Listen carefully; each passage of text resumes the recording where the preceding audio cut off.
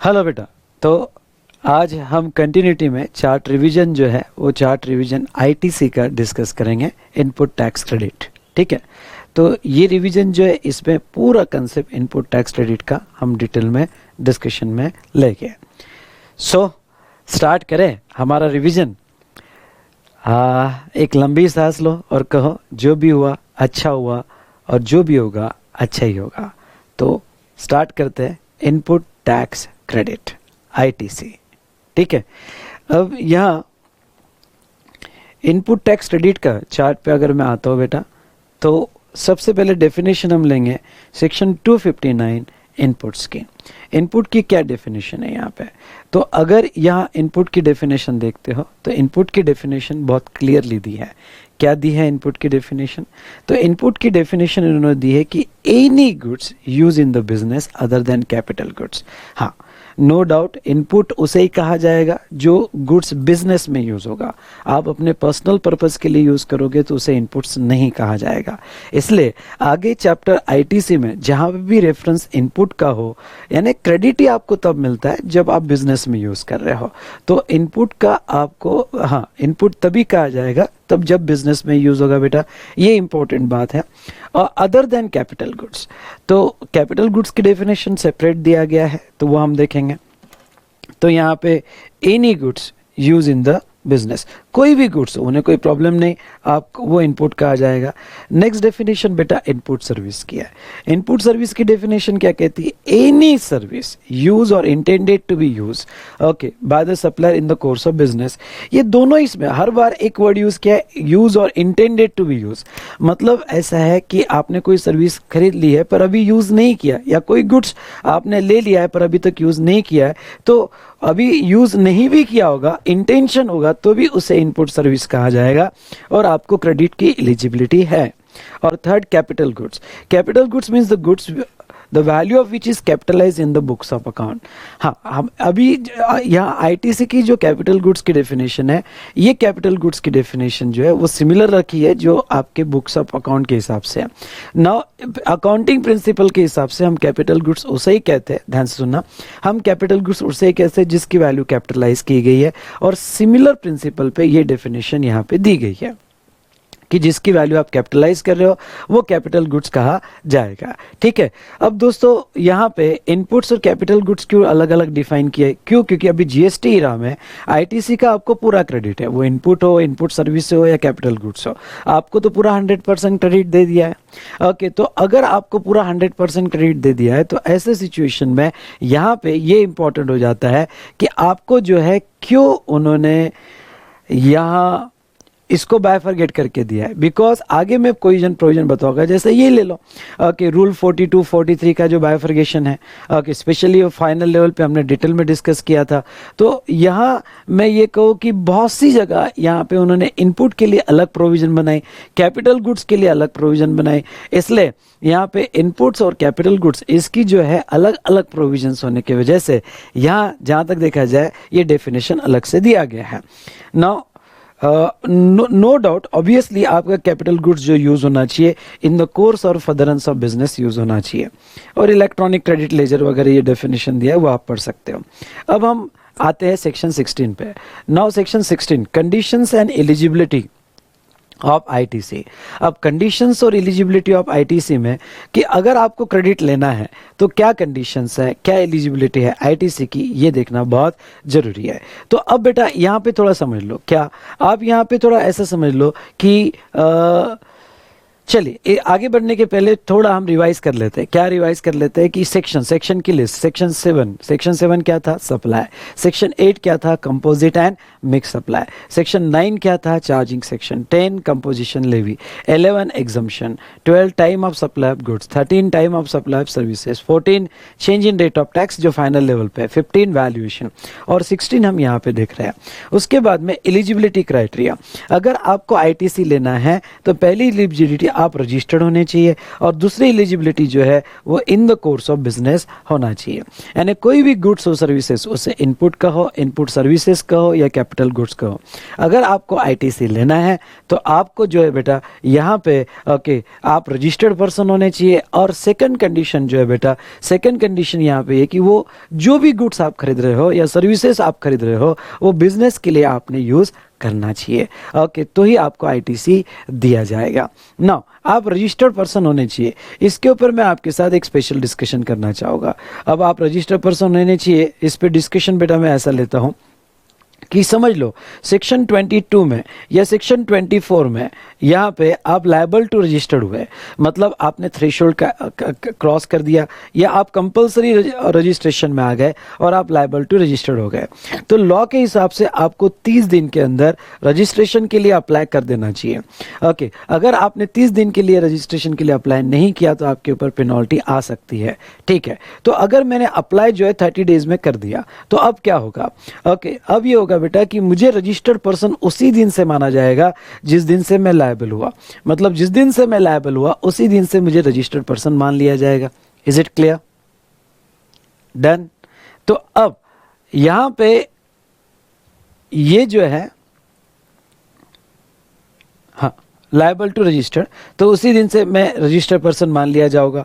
अब बेटा अगर मैं इसी दिन से रजिस्टर्ड पर्सन मान लिया गया तो जो भी गुड्स मैं इन बिटवीन परचेज करूंगा, यानी इन बिटवीन मैंने जो भी गुड्स परचेज किए उसके मुझे आईटीसी मिलेंगे। ठीक है, मेरी आरसी बाद में आएगी क्योंकि मैंने अप्लाई किया, अप्लाई करने के बाद आरसी आएगी, तो आरसी बाद में भी आएगी, तो भी मैंने जो भी गुड्स ये पीरियड में परचेज किए, जो पीरियड में मेरे पास आरसी नहीं थी उसके भी क्रेडिट मिल जाएंगे, यानी जिस दिन से मैं लायबल हुआ उसके भी क्रेडिट मिल जाएगी। क्यों? क्योंकि लायबिलिटी रजिस्टर्ड पर्सन पे है।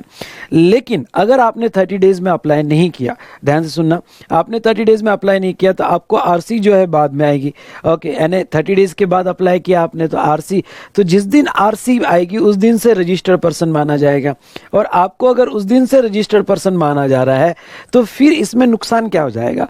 नुकसान ये हो जाएगा कि इन बिटवीन जो आपने परचेस किया इनपुट्स, कैपिटल गुड्स और इनपुट सर्विसेज, उसके आईटीसी नहीं मिलेंगे क्योंकि वो पीरियड में आप रजिस्टर्ड पर्सन नहीं थे। लेकिन वो पीरियड में आप टैक्सेबल पर्सन थे, यानी टैक्सेबल पर्सन थे का मतलब क्या, मैं आपको कंफ्यूज नहीं कर रहा हूं। वो पीरियड में आपकी लायबिलिटी आएगी आपके आउटपुट टैक्स की, मतलब आपका जो आउटवर्ड सप्लाई है वो आउटवर्ड सप्लाई की लायबिलिटी आपके ऊपर आएगी वो पीरियड में। Is it clear? लेकिन उसी पीरियड में बेटा यहाँ पे क्रेडिट नहीं मिलेगा क्योंकि आप रजिस्टर्ड पर्सन नहीं थे।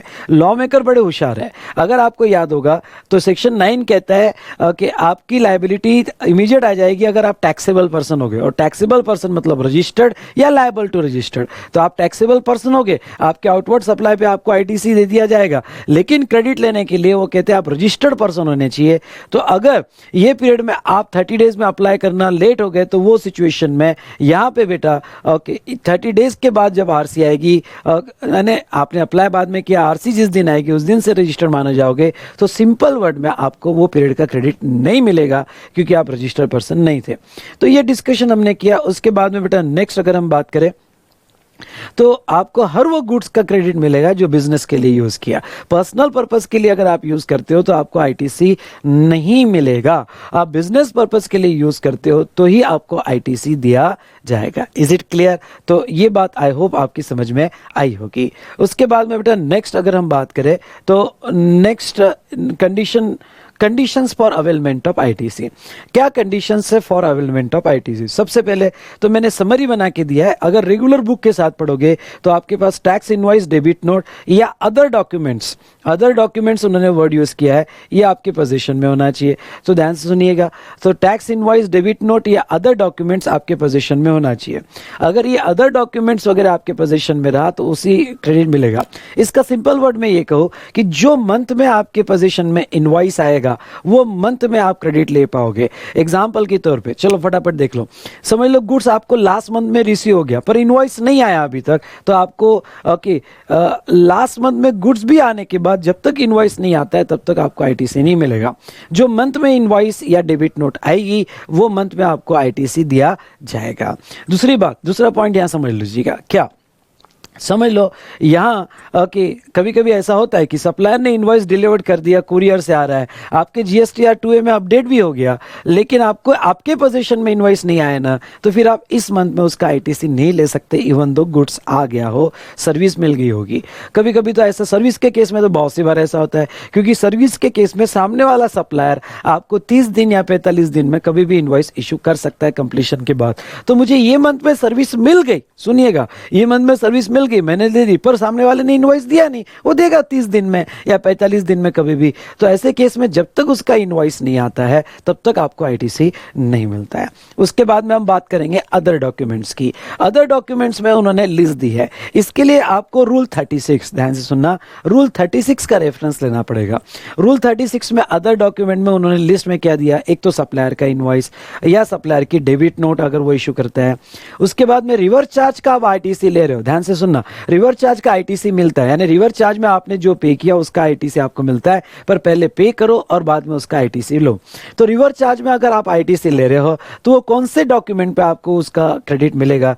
तो देखो, रिवर्स चार्ज में ऐसा है, जो इनवॉइस के चैप्टर में मैं आपको अच्छे से समझाऊंगा क्या है बेटा रिवर्स चार्ज में ऐसा। तो रिवर्स चार्ज में ऐसा है कि अगर सप्लायर रजिस्टर्ड है तो वो आपको टैक्स इनवॉइस देगा, टैक्स तो रिसिपिएंट को ही देना पड़ेगा, लेकिन सप्लायर आपका रजिस्टर्ड है तो वो आपको टैक्स इनवॉइस देगा, और वो इनवॉइस के बेस पे आप क्रेडिट ले सकते हो और आप टैक्स रिसिपिएंट ही देगा।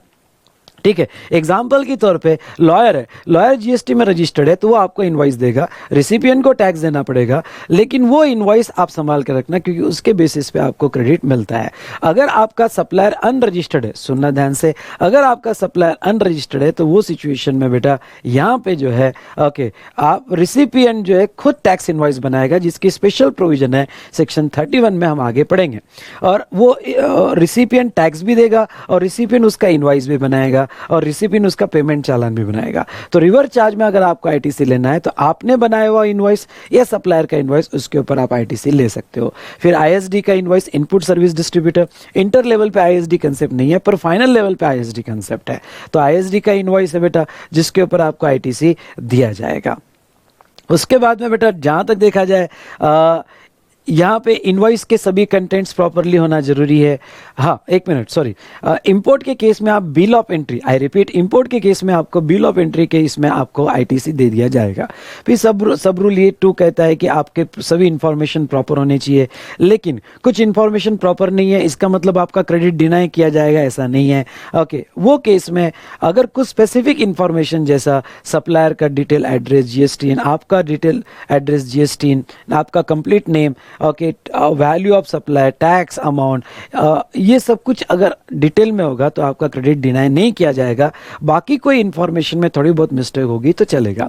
उसके बाद में नेक्स्ट बेटा जहां तक दिखा जाए तो नेक्स्ट था कि जो इंपॉर्टेंट अमेंडमेंट हुई, जो आपने अच्छे से पढ़ के जाना है, जिसके लिए आपने मेरा अमेंडमेंट लेक्चर जरूर देखना है अगर उसमें कोई भी कंफ्यूजन हो तो, वो है रूल 36 की। रूल 36 की अमेंडमेंट क्या है? तो रूल 36 की अमेंडमेंट ये है बेटा कि अगर आप मई जुलाई अटेम्प्ट को अपीयर हो रहे हो तो आपका जो नॉन रिकॉर्डेड आईटीसी है, अब इसके लिए आप 2 वर्ड समझ लो, रिकॉर्डेड आईटीसी और non recorded ITC. Recorded ITC मतलब ये कि जो आपके जीएसटीआर 2A में अपडेट हुआ है और सामने वाले ने जीएसटीआर 1 दिया है और आपके 2A में अपडेट हुआ है, उसे हम रिकॉर्डेड आईटीसी कहेंगे। और नॉन रिकॉर्डेड आईटीसी मतलब आपके पास इनवॉइस आ गया, गुड्स आ गया, लेकिन सुनिए, इनवॉइस आ गया और गुड्स भी आ गया, लेकिन आपके जीएसटीआर 2A में अपडेट नहीं हुआ, तो वो उसे हम कहते हैं नॉन रिकॉर्डेड आईटीसी। तो अब जो नॉन रिकॉर्डेड आईटीसी है उसका क्रेडिट पे रिस्ट्रिक्शन लाया गया है। मतलब क्या, आपका जो रिकॉर्डेड आईटीसी है उसका तो फुल क्रेडिट आपको मिल जाएगा, लेकिन नॉन रिकॉर्डेड आईटीसी होगा तो आपका अटेम्प्ट अगर अभी मई और जुलाई में है तो 20% का रिस्ट्रिक्शन है, और आपका अटेम्प्ट अगर नवंबर में है तो 10% का रिस्ट्रिक्शन है। तो अभी तो मैं मई और जुलाई के हिसाब से बता देता हूं, और जिसका अटेम्प्ट नवंबर में है वो सिर्फ एक ही बात को चेंज करे और वो है 10%। तो बेटा यहाँ पे रिस्ट्रिक्शन ये जो है 20 या 10 जो भी होगा, तो अब ये जो रिस्ट्रिक्शन है बेटा, ओके, रिस्ट्रिक्शन ये है कि रिकॉर्डेड आईटीसी का तो पूरा मिलेगा, जो आपका नॉन रिकॉर्डेड आईटीसी है उसका क्रेडिट आप नहीं ले पाओगे। ओके, 20% से ज़्यादा, आई रिपीट, क्या बेटा, 20% से ज़्यादा आप क्रेडिट नहीं ले पाओगे। मतलब क्या, ओके, यानी जब तक वो अपलोड नहीं करता आपका सप्लायर तब तक आप पूरे क्रेडिट नहीं ले पाओगे। और उन्होंने ये जो 20% कहा है या 10% जो भी है, फिर से एक बार कह दूं, जिसका आइटम अभी मई जुलाई है 20 और जिसका नवंबर है या आगे अगर वो पोस्टपोन हुआ तो व्हाट रेट में भी तो 10%। तो ये जो रिस्ट्रिक्शन है बेटा, तो जो रिकॉर्डेड आईटीसी है उसका 20% मिलेगा, यानी जो नॉन रिकॉर्डेड उसका 20% नहीं, बड़ी इंपॉर्टेंट बात है। जो रिकॉर्डेड आईटीसी है ओके, मैक्सिमम उसका 20% आपको मिलेगा। और ये अगर आपका एक्चुअल अगर हाँ आपका non recorded ITC 20% of recorded ITC, I repeat, non recorded ITC जो है आपका 20% ऑफ रिकॉर्डेड आईटीसी कम होगा तो फिर उतना एक्चुअली मिलेगा। लेकिन अगर आपका non recorded ITC 20% of recorded ITC से ज़्यादा होगा तो आपका आईटीसी रिस्ट्रिक्ट किया जाएगा 20% में। और अब जो मतलब क्या हुआ, नॉन रिकॉर्डेड आईटीसी का आपने 20% या 10% उतना ही क्रेडिट लिया, लेकिन बैलेंस क्रेडिट कब लोगे, तो बैलेंस क्रेडिट आप उस मंथ में लेना जो मंथ में आपका सप्लायर जो है GSTR1 में वो इनवॉइस अपलोड कर देगा। चलो अच्छी बात हो गई यहाँ पे ओके। बाकी डिटेल डिस्कशन आप मेरी अमेंडमेंट्स देख लेना। उसके बाद में सेकंड कंडीशन क्या है, अगर आपको आईटीसी चाहिए तो गुड्स और सर्विसेज आपको रिसीव हो जानी चाहिए। तो बेटा ये दो कंडीशन प्राइमरली बहुत इंपॉर्टेंट है ओके। जिस मंथ में भी आप आईटीसी ले रहे हो उस मंथ में आपका टैक्स इनवॉइस, डेबिट नोट या अदर रिलेवेंट डॉक्यूमेंट्स आपके पोजीशन में आ जाने चाहिए। और दूसरा गुड्स और सर्विसेज भी रिसीव हो जानी चाहिए ओके। इस दोनों में से कोई भी कंडीशंस अगर आपकी फुलफिल नहीं होती है तो आपको आईटीसी नहीं दिया जाएगा। दोनों कंडीशन फुलफिल होनी चाहिए ओके। तो कभी कभी ऐसा हो सकता है कि इनवॉइस इस मंथ में आया पर सर्विस नहीं मिली ओके, या गुड्स नहीं मिला, तो ऐसे केस में अभी मत आईटीसी लो। इवन दो आपके GSTR2A में अपडेट हुआ होगा पर 3B में उसका आईटीसी मत क्लेम करो, उसका आईटीसी उसी मंथ में क्लेम करना जिस मंथ में गुड्स आया होगा। या रिवर्स ले लो, गुड्स पहले आ गया होगा, सर्विस पहले आ गई होगी, इनवॉइस बाद में मिला होगा, तो उसी मंथ में आईटीसी लो जिस मंथ में इनवॉइस आपको मिला होगा। तो ये सबसे बेस्ट प्रैक्टिसेस है अगर फ्यूचर कॉन्सिक्वेंसेस ओके या ऑफिसर की परेशानी आपको अवॉइड करनी है तो ये सबसे बेस्ट तरीका है।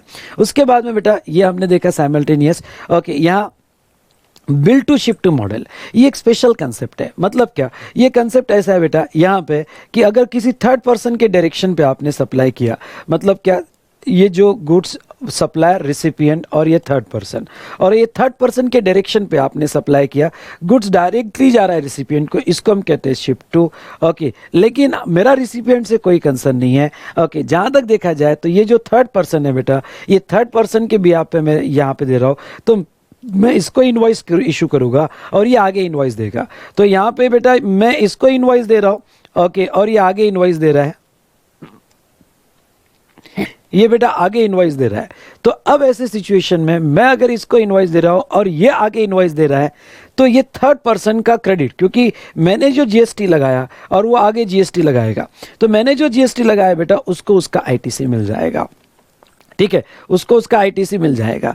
लेकिन अब आईटीसी मिलने के लिए बेसिक कंडीशंस क्या है, आईटीसी मिलने के लिए बेसिक कंडीशंस ये है बेटा कि गुड्स और सर्विसेज उस बंदे को मिल जानी चाहिए। अब गुड्स और सर्विसेज उस बंदे को तो मिलेगी नहीं, क्यों? क्योंकि उसके डायरेक्शन पे मैंने डायरेक्टली गुड्स डिलीवर कर दिया, यानी बिल टू उसको हुआ लेकिन शिप टू किसी और को हुआ, तो उसको एक्चुअली में गुड्स और सर्विसेज नहीं मिली। तो ऐसे केस में वो आईटीसी कैसे ले पाएगा? वन ऑफ द कंडीशन है कि गुड्स और सर्विसेज रिसीव हो जानी चाहिए।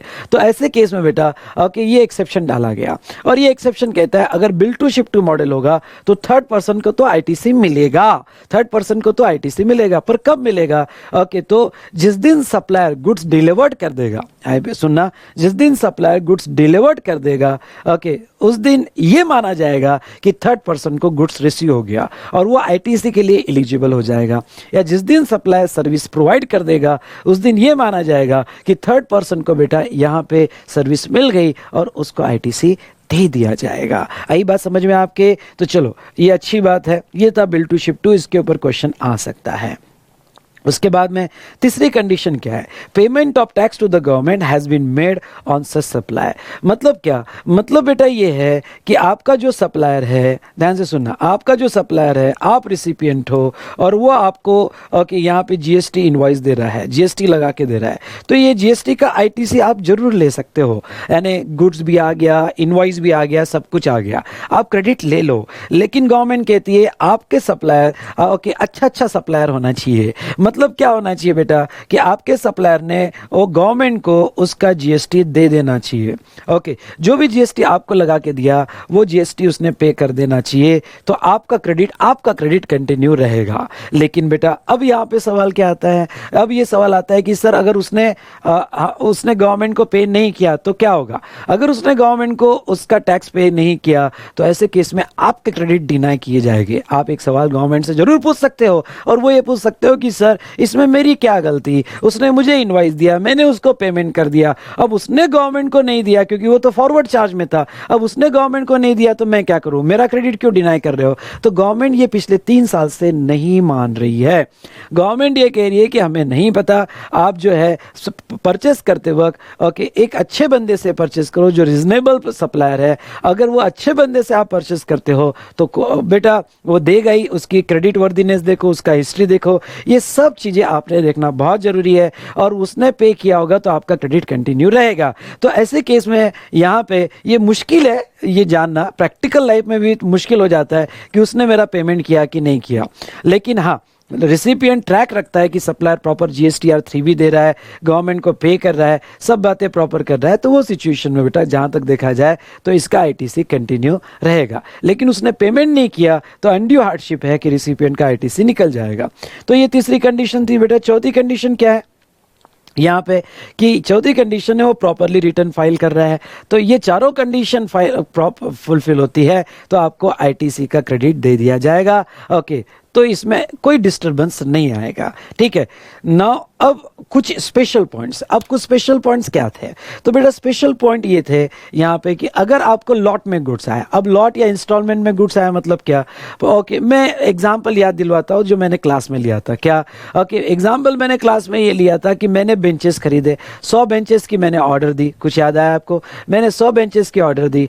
ओके, अब इनवॉइस एक ही आया, इनवॉइस तोड़ के नहीं आया, स्टैगर्ड नहीं आया इनवॉइस मुझे एक ही आया बेटा। अब अगर इनवॉइस मुझे एक आया पर गुड्स मुझे एक साथ पूरे नहीं मिल रहे, अब वन ऑफ द कंडीशन क्या है, वन ऑफ द कंडीशन है कि जब तक आपको गुड्स नहीं मिलते आप क्रेडिट नहीं ले सकते हो। अब इनवॉइस आ गया है पर गुड्स मुझे स्टैगर्ड आ रहा है, मतलब पहले 20 बेंचेस आए, बाद में 20 बेंचेस आए, उसके बाद में 20 बेंचेस आए।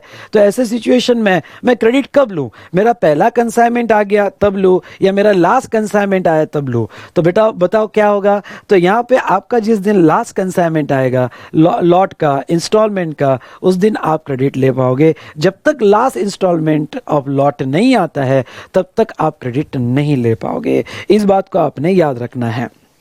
उसके बाद में यहाँ पे पेमेंट विद इन 180 डेज, ये भी बड़ी इंटरेस्टिंग कंडीशन है, थोड़ा मैं आपको इस समझाने की कोशिश करता हूँ। अब ये पेमेंट विद इन 180 डेज क्या है बेटा, चलो देख लो। यहाँ पे पेमेंट विद इन 180 डेज क्या है समझ लो। सप्लायर है, ओके यहाँ ठीक है, सप्लायर है और रेसिपिएंट है। ठीक है, तो सप्लायर ने इनवॉइस दे दिया 1 लाख रुपए का, उसके ऊपर जीएसटी लगा दिया यहाँ पे, और GST 12%, 12,000। Okay, no doubt goods आ गया, यस गुड्स आ गया, इनवॉइस आ गया, यस। ओके, सप्लायर ने पेमेंट कर दिया, यस, सप्लायर ने गवर्नमेंट को पे कर दिया, अज्यूम करके चलना, जीएसटी पे कर दिया, आपने सभी कंडीशन फुलफिल कर दी, आप उसका आईटीसी ले सकते हो, और आपने 12,000 रुपए का आईटीसी ले लिया। ओके, अब बेटा सप्लायर ने आपको ये जो है ये क्रेडिट सेल किया था, मतलब क्या, मतलब आप सप्लायर को 3 महीने बाद 4 महीने बाद पेमेंट करने वाले, उसको सप्लायर ने आपको उतना साइड दिया था। तो ऐसे केस में पर ये कैश सेल हो या क्रेडिट सेल हो, आपको क्रेडिट लेने आईटीसी लेने के लिए वो 4 कंडीशन फुलफिल होनी चाहिए, तो आप आईटीसी ले सकते हो। तो यहाँ पे रिसिपिएंट ने चारों कंडीशन फुलफिल कर दी, गुड्स आ गया, सर्विसेज आ गई, सब कुछ हो गया, सभी कंडीशन फुलफिल हो गई। तो ये सिचुएशन में बेटा यहाँ पे जहां तक देखा जाए वो अपना क्रेडिट ले लेगा। लेकिन अब प्रॉब्लम क्या है, सप्लायर जो है वेट कर रहा है, सप्लायर कह रहा है रिसिपिएंट को यार पेमेंट कर दे, मैंने तो ऑलरेडी गवर्नमेंट को मेरा जब टाइम ऑफ सप्लाई आया था मैंने गवर्नमेंट को पे कर दिया है, मेरे जेब से जीएसटी गया है, ओके, तो प्लीज मुझे जो है यहाँ पे पेमेंट कर दे। रिसिपिएंट उसको पे ही नहीं कर रहा है, और रिसिपिएंट यहाँ पे एंजॉय कर रहा है। रिसिपिएंट क्या एंजॉय कर रहा है बेटा कि क्रेडिट ले चुका है, क्रेडिट सेल है, क्रेडिट सेल का क्रेडिट ले चुका है, सप्लायर को वो पेमेंट नहीं कर रहा है, जीएसटी सप्लायर के पॉकेट से गया है। तो ये मजा कर रहा है कि यस मुझे क्रेडिट भी मिल गया, क्रेडिट भी यहाँ पे आईटीसी भी मिल गया, मुझे क्रेडिट भी मिल रहा है, ओके, और सप्लायर बेचारा वेट कर रहा है कि दे दे यार, ओके, सप्लायर यहाँ पे वेट कर रहा है कि प्लीज दे दे यार, ओके मैं बहुत दिन से राह देख रहा हूँ। तो ऐसे सिचुएशन में बेटा यहाँ पे क्या होगा, ऐसे सिचुएशन में यहाँ पे गवर्नमेंट ने हेल्प किया है और गवर्नमेंट ने इस बंदे को कहा है, आर को, जो रिसिपिएंट है, जो आईटीसी ले रहा है, जो रजिस्टर्ड पर्सन है, उसको कह रहा है कि देख यार, ओके एक तो तू उसको पेमेंट जो है वैल्यू प्लस टैक्स, ध्यान से सुनना,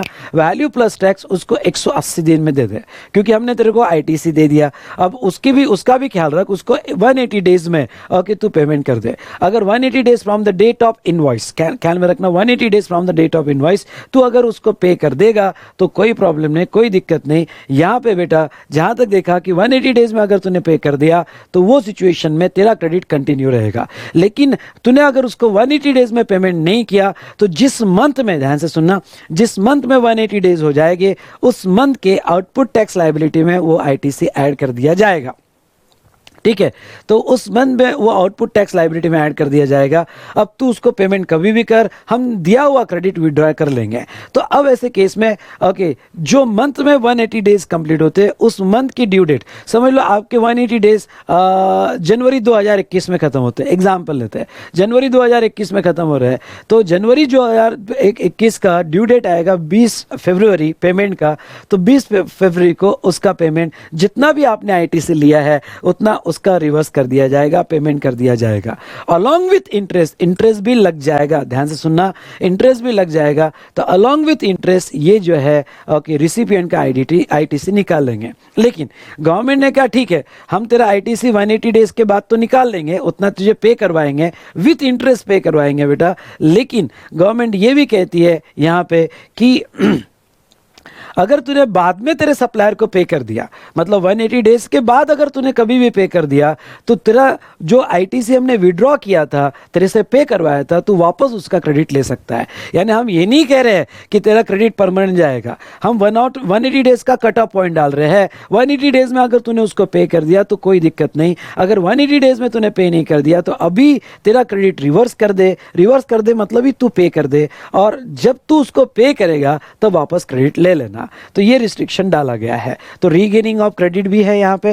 ओके, लेकिन ख्याल रहे ये जो 180 डेज वाला क्राइटेरिया है दो केस में अप्लीकेबल नहीं होता। कौन से दो केस में? रिवर्स चार्ज में, यानी हमने कोई टैक्स रिवर्स चार्ज में दिया होगा, जीएसटी रिवर्स चार्ज में गवर्नमेंट को दिया होगा, तो गवर्नमेंट को रिवर्स चार्ज में जीएसटी दिया होगा, तो हमने ही टैक्स दिया हुआ है, तो ऐसे केस में मैं उसका क्रेडिट ले सकता हूं। फिर मैं सप्लायर को 180 डेज में पे करूं या ना करूं उससे कोई कंसर्न नहीं है। तो ये एक्सेप्शन जरूर आपने याद रखना है, रिवर्स चार्ज वाला। दूसरा बेटा एक्सेप्शन आपने यहां पे ये याद रखना है कि अगर आपका सप्लाई विदाउट कंसिडरेशन, यानी पैरा 1 वाले सप्लाई हो गए जिसका आप आईटीसी ले रहे हो, क्योंकि जीएसटी तो वो केस में भी लगता है, तो पैरा 1 वाले अगर आपके सप्लाई हो गए तो वो सिचुएशन में भी ये 180 डेज का क्राइटेरिया अप्लाई नहीं होगा, क्योंकि वो विदाउट कंसिडरेशन है और आप कोई उसको पेमेंट करने वाले नहीं हो दोस्तों। तो ऐसे केस में वहां पे भी अप्लाई नहीं होगा। नेक्स्ट बेटा, नेक्स्ट मैं आपको ये कहूँ यहाँ पे कि बहुत सी बार ये सवाल आता है कि पार्ट पेमेंट वाला, सर अगर हमने 1,12,000 का बिल है उसमें से 50% सप्लायर को पे कर दिया, तो अगर आपने 50% सप्लायर को पे किया तो 50% प्रोपोर्शनेट क्रेडिट यानी 6,000 रुपये आपका कंटिन्यू रहेगा और बचा हुआ 6,000 रुपये आपको 180 डेज के बाद पे करना पड़ेगा। ओके, तो ये बात आई समझ में। अब इसमें एक सवाल आपका ये आता है, जैसा मैं आपको कहूँगा कि आगे में time limit of availing ITC, यानी कब तक आपने आईटीसी ले लेना चाहिए, तो वो टाइम लिमिट जो है वो यहां एप्लीकेबल नहीं होगी for regaining of ITC. Regaining of ITC मतलब क्या? मतलब आपने पहली बार आईटीसी लिया, 180 डेज में सप्लायर को वैल्यू प्लस टैक्स दोनों पे नहीं कर पाए, इसलिए आपने वो आईटीसी वापस कर दिया, फिर 180 डेज बाद आपने उसको पे किया, इसलिए क्रेडिट वापस ले लिया। तो क्रेडिट जब रीगेन होगा तो रीगेन को वो टाइम लिमिट जो है सितंबर की ड्यू डेट, कुछ याद आ रहा है आपको, तो सितंबर की ड्यू डेट या फिर annual return whichever is earlier, जो time limit for availing ITC है वो अप्लाई नहीं की जाएगी। क्लियर, समझ में आया? यस और नो? चलिए, तो वो अप्लाई नहीं की जाएगी। तो ये 180 डेज वाला क्राइटेरिया में मैंने सभी पॉइंट्स यहाँ पे ले लिया है।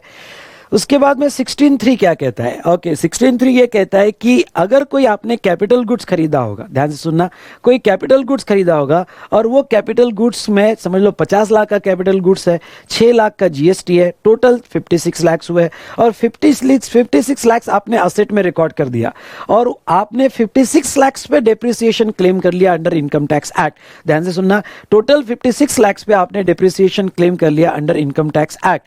तो वो सिचुएशन में आपने अगर जीएसटी अमाउंट पे, तो वो 56 लाख में आपकी जीएसटी अमाउंट 6 लाख रुपए थी, तो अगर आपने जीएसटी अमाउंट पे आईटीसी क्लेम कर लिया होगा तो आपको हम यहां पे उसका फिर जीएसटी अमाउंट पे आपने डेप्रिसिएशन क्लेम कर लिया होगा तो उसका हम आपको आईटीसी नहीं देंगे।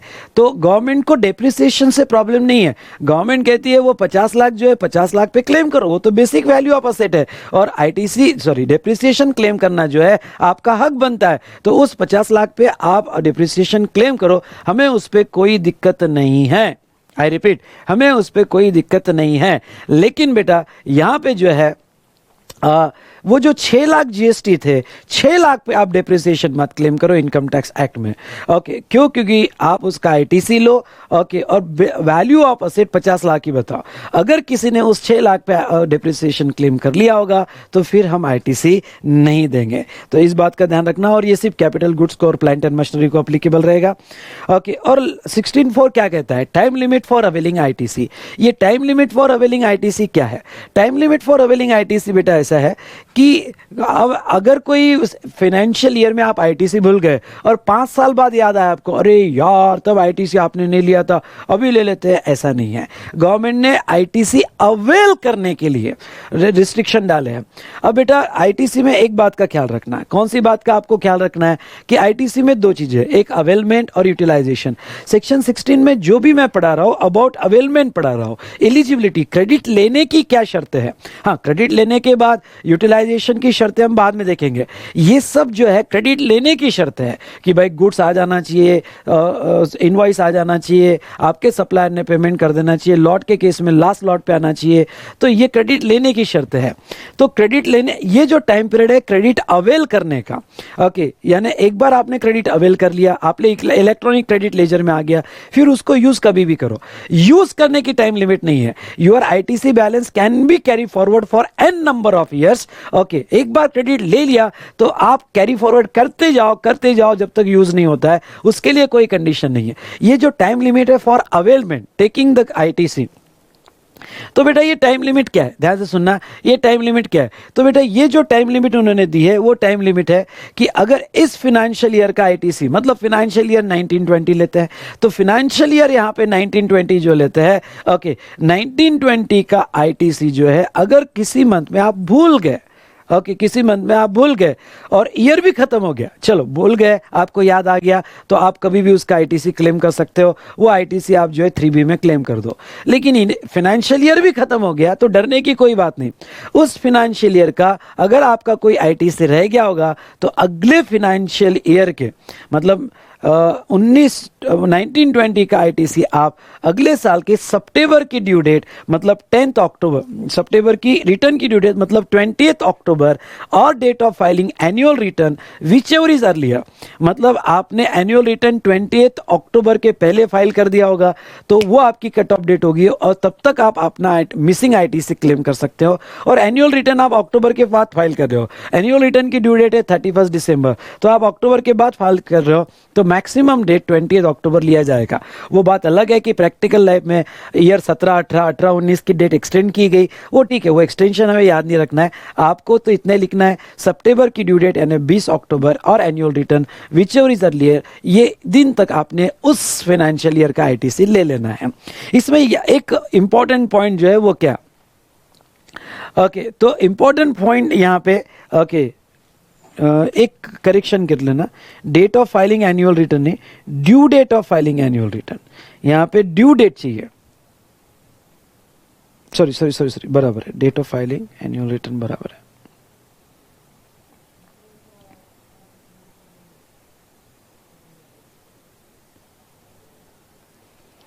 ठीक है, तो date of filing annual return, अगर एनुअल रिटर्न बराबर है सही है, अगर आपने एनुअल रिटर्न जो पहले फाइल कर दिया होगा तो फिर वो डेट कंसीडर होगी।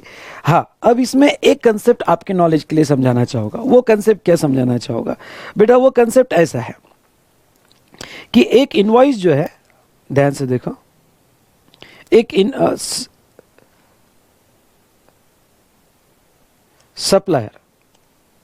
सप्लायर और यहां रिसिपिएंट। ठीक है, सप्लायर ने इनवॉइस जो दिया था वो जनवरी 20 में दिया था, इनवॉइस दिया था, और वो इनवॉइस की वैल्यू 1 लाख रुपए थी और उसके ऊपर जीएसटी जो है 12,000 रुपये था। ठीक है, वो इनवॉइस तो दे दिया, सामने वाले ने वो इनवॉइस का क्रेडिट ले लिया, पर ये इनवॉइस से रिलेटेड डेबिट नोट दी बाद में, और ये डेबिट नोट मई में दिया। ओके, 10,000 रुपये एक्स्ट्रा वारंटी कमीशन जो भी होगा एक्स्ट्रा लिया, इनवॉइस से रिलेटेड डेबिट नोट, और उसका जीएसटी जो है यहाँ पे उसका जीएसटी 1,200 रुपये। ठीक है, तो अब ये जो डेबिट नोट है, ये डेबिट नोट उसने अगले साल दी, क्योंकि ये फाइनेंशियल ईयर था 1920 और ये 2021। ओके, 2021, तो ये बेटा उसने अगले साल दी डेबिट नोट। तो सवाल ये था कि ये जो डेबिट नोट है, क्या हम इसका आईटीसी ले सकते हैं? बिल्कुल ले सकते हैं आप आईटीसी, और मैं तो कहता हूं जो मंथ में आया वो मंथ में आईटीसी क्लेम कर दो, लेकिन कोई प्रॉब्लम नहीं। अगर आप भूल गए उसका आईटीसी लेना है तो आईटीसी आप ले सकते हो, पर अब इस डेबिट नोट को भी टाइम लिमिट क्या रहेगी? ये डेबिट नोट को टाइम लिमिट रहेगी, ये डेबिट नोट कौन से इनवॉइस से कनेक्टेड है? जो जनवरी में दिया गया। तो this debit note pertaining to invoice issued in the financial year 1920। अब 1920 का यहाँ पे टाइम लिमिट क्या है? 1920 का टाइम लिमिट है अगले साल की सितंबर की ड्यू डेट, यानी 20 अक्टूबर 2020, या date of filing annual return whichever is earlier. तो ऐसे सिचुएशन में बेटा यहाँ पे इस डेबिट नोट का क्रेडिट भी लेना है, तो इस डेबिट नोट का क्रेडिट आपको सितंबर की ड्यू डेट, मतलब 20 अक्टूबर 2020, या फिर date of filing annual return. Okay, तो यहां वो पीरियड में आपको आईटीसी लेना पड़ेगा। मतलब मई में डेबिट नोट इशू हुई तो मई, जून, जुलाई, अगस्त, सितंबर और 20 अक्टूबर, इतने पीरियड में उसका आईटीसी आपको क्लेम कर लेना है। तो अब आप ये नहीं कह सकते कि सर डेबिट नोट तो 2021 में इशू हुई, अगर डेबिट नोट 2021 में इशू हुई तो इसका आगे का फाइनेंशियल ईयर जो है वो 21-22 होगा। तो जो सितंबर 21 की ड्यू डेट आएगी, यानी उसके आगे का फाइनेंशियल ईयर सितंबर 21 की ड्यू डेट आएगी, तब तक मैं उसका क्रेडिट ले सकता हूं, ऐसा नहीं है। ओके, तो यहां पे ध्यान से सुनिएगा। ओके, यहां ये डेबिट नोट का आईटीसी का जो टाइम लिमिट रहेगा वो कलर उसके ओरिजिनल इनवॉइस से लेगा। अगर उसका original invoice previous financial year का है तो उसके डेबिट नोट को भी यहां पे आईटीसी लेने के रिस्ट्रिक्शन, ओके, इसी साल के सितंबर की ड्यू डेट और date of filing annual return, उसके बेस पे उसको आईटीसी दिया जाएगा। चलो, ये एक इंपॉर्टेंट पॉइंट जो डिस्कस करने के लायक था। तो यहां पे हमारा सेक्शन 16 खत्म होता है। उसके बाद में सेक्शन 17 जो बात करता है अपॉर्शनमेंट ऑफ आईटीसी। ये दोनों चार्ट सीए फाइनल लेवल पे बड़े इंपॉर्टेंट है, पर जो स्टूडेंट इंटर कर रहे हैं इंटर के लिए इतने इंपॉर्टेंट नहीं है। ठीक है, तो यहां पे मैं ये लेता हूं 17(1), 2, 3 थोड़ा बाद में। हम सबसे पहले तो ब्लॉक क्रेडिट सेक्शन 17(5) देख लेते हैं। ओके, तो चलो मैं थोड़ा पानी पी लेता हूं, फिर आगे कंटिन्यू करेंगे।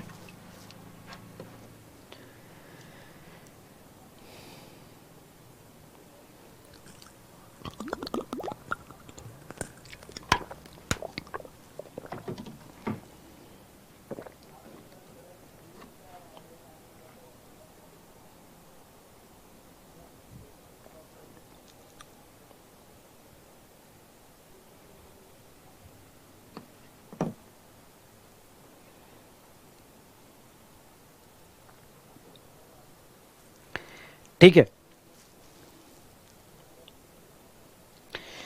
17(5), चलो 17(5) ब्लॉक क्रेडिट, ये हम डिस्कशन में लेते हैं। 17(5) में सबसे पहला ब्लॉक क्रेडिट क्या हो रहा है, क्यों जा रहा है?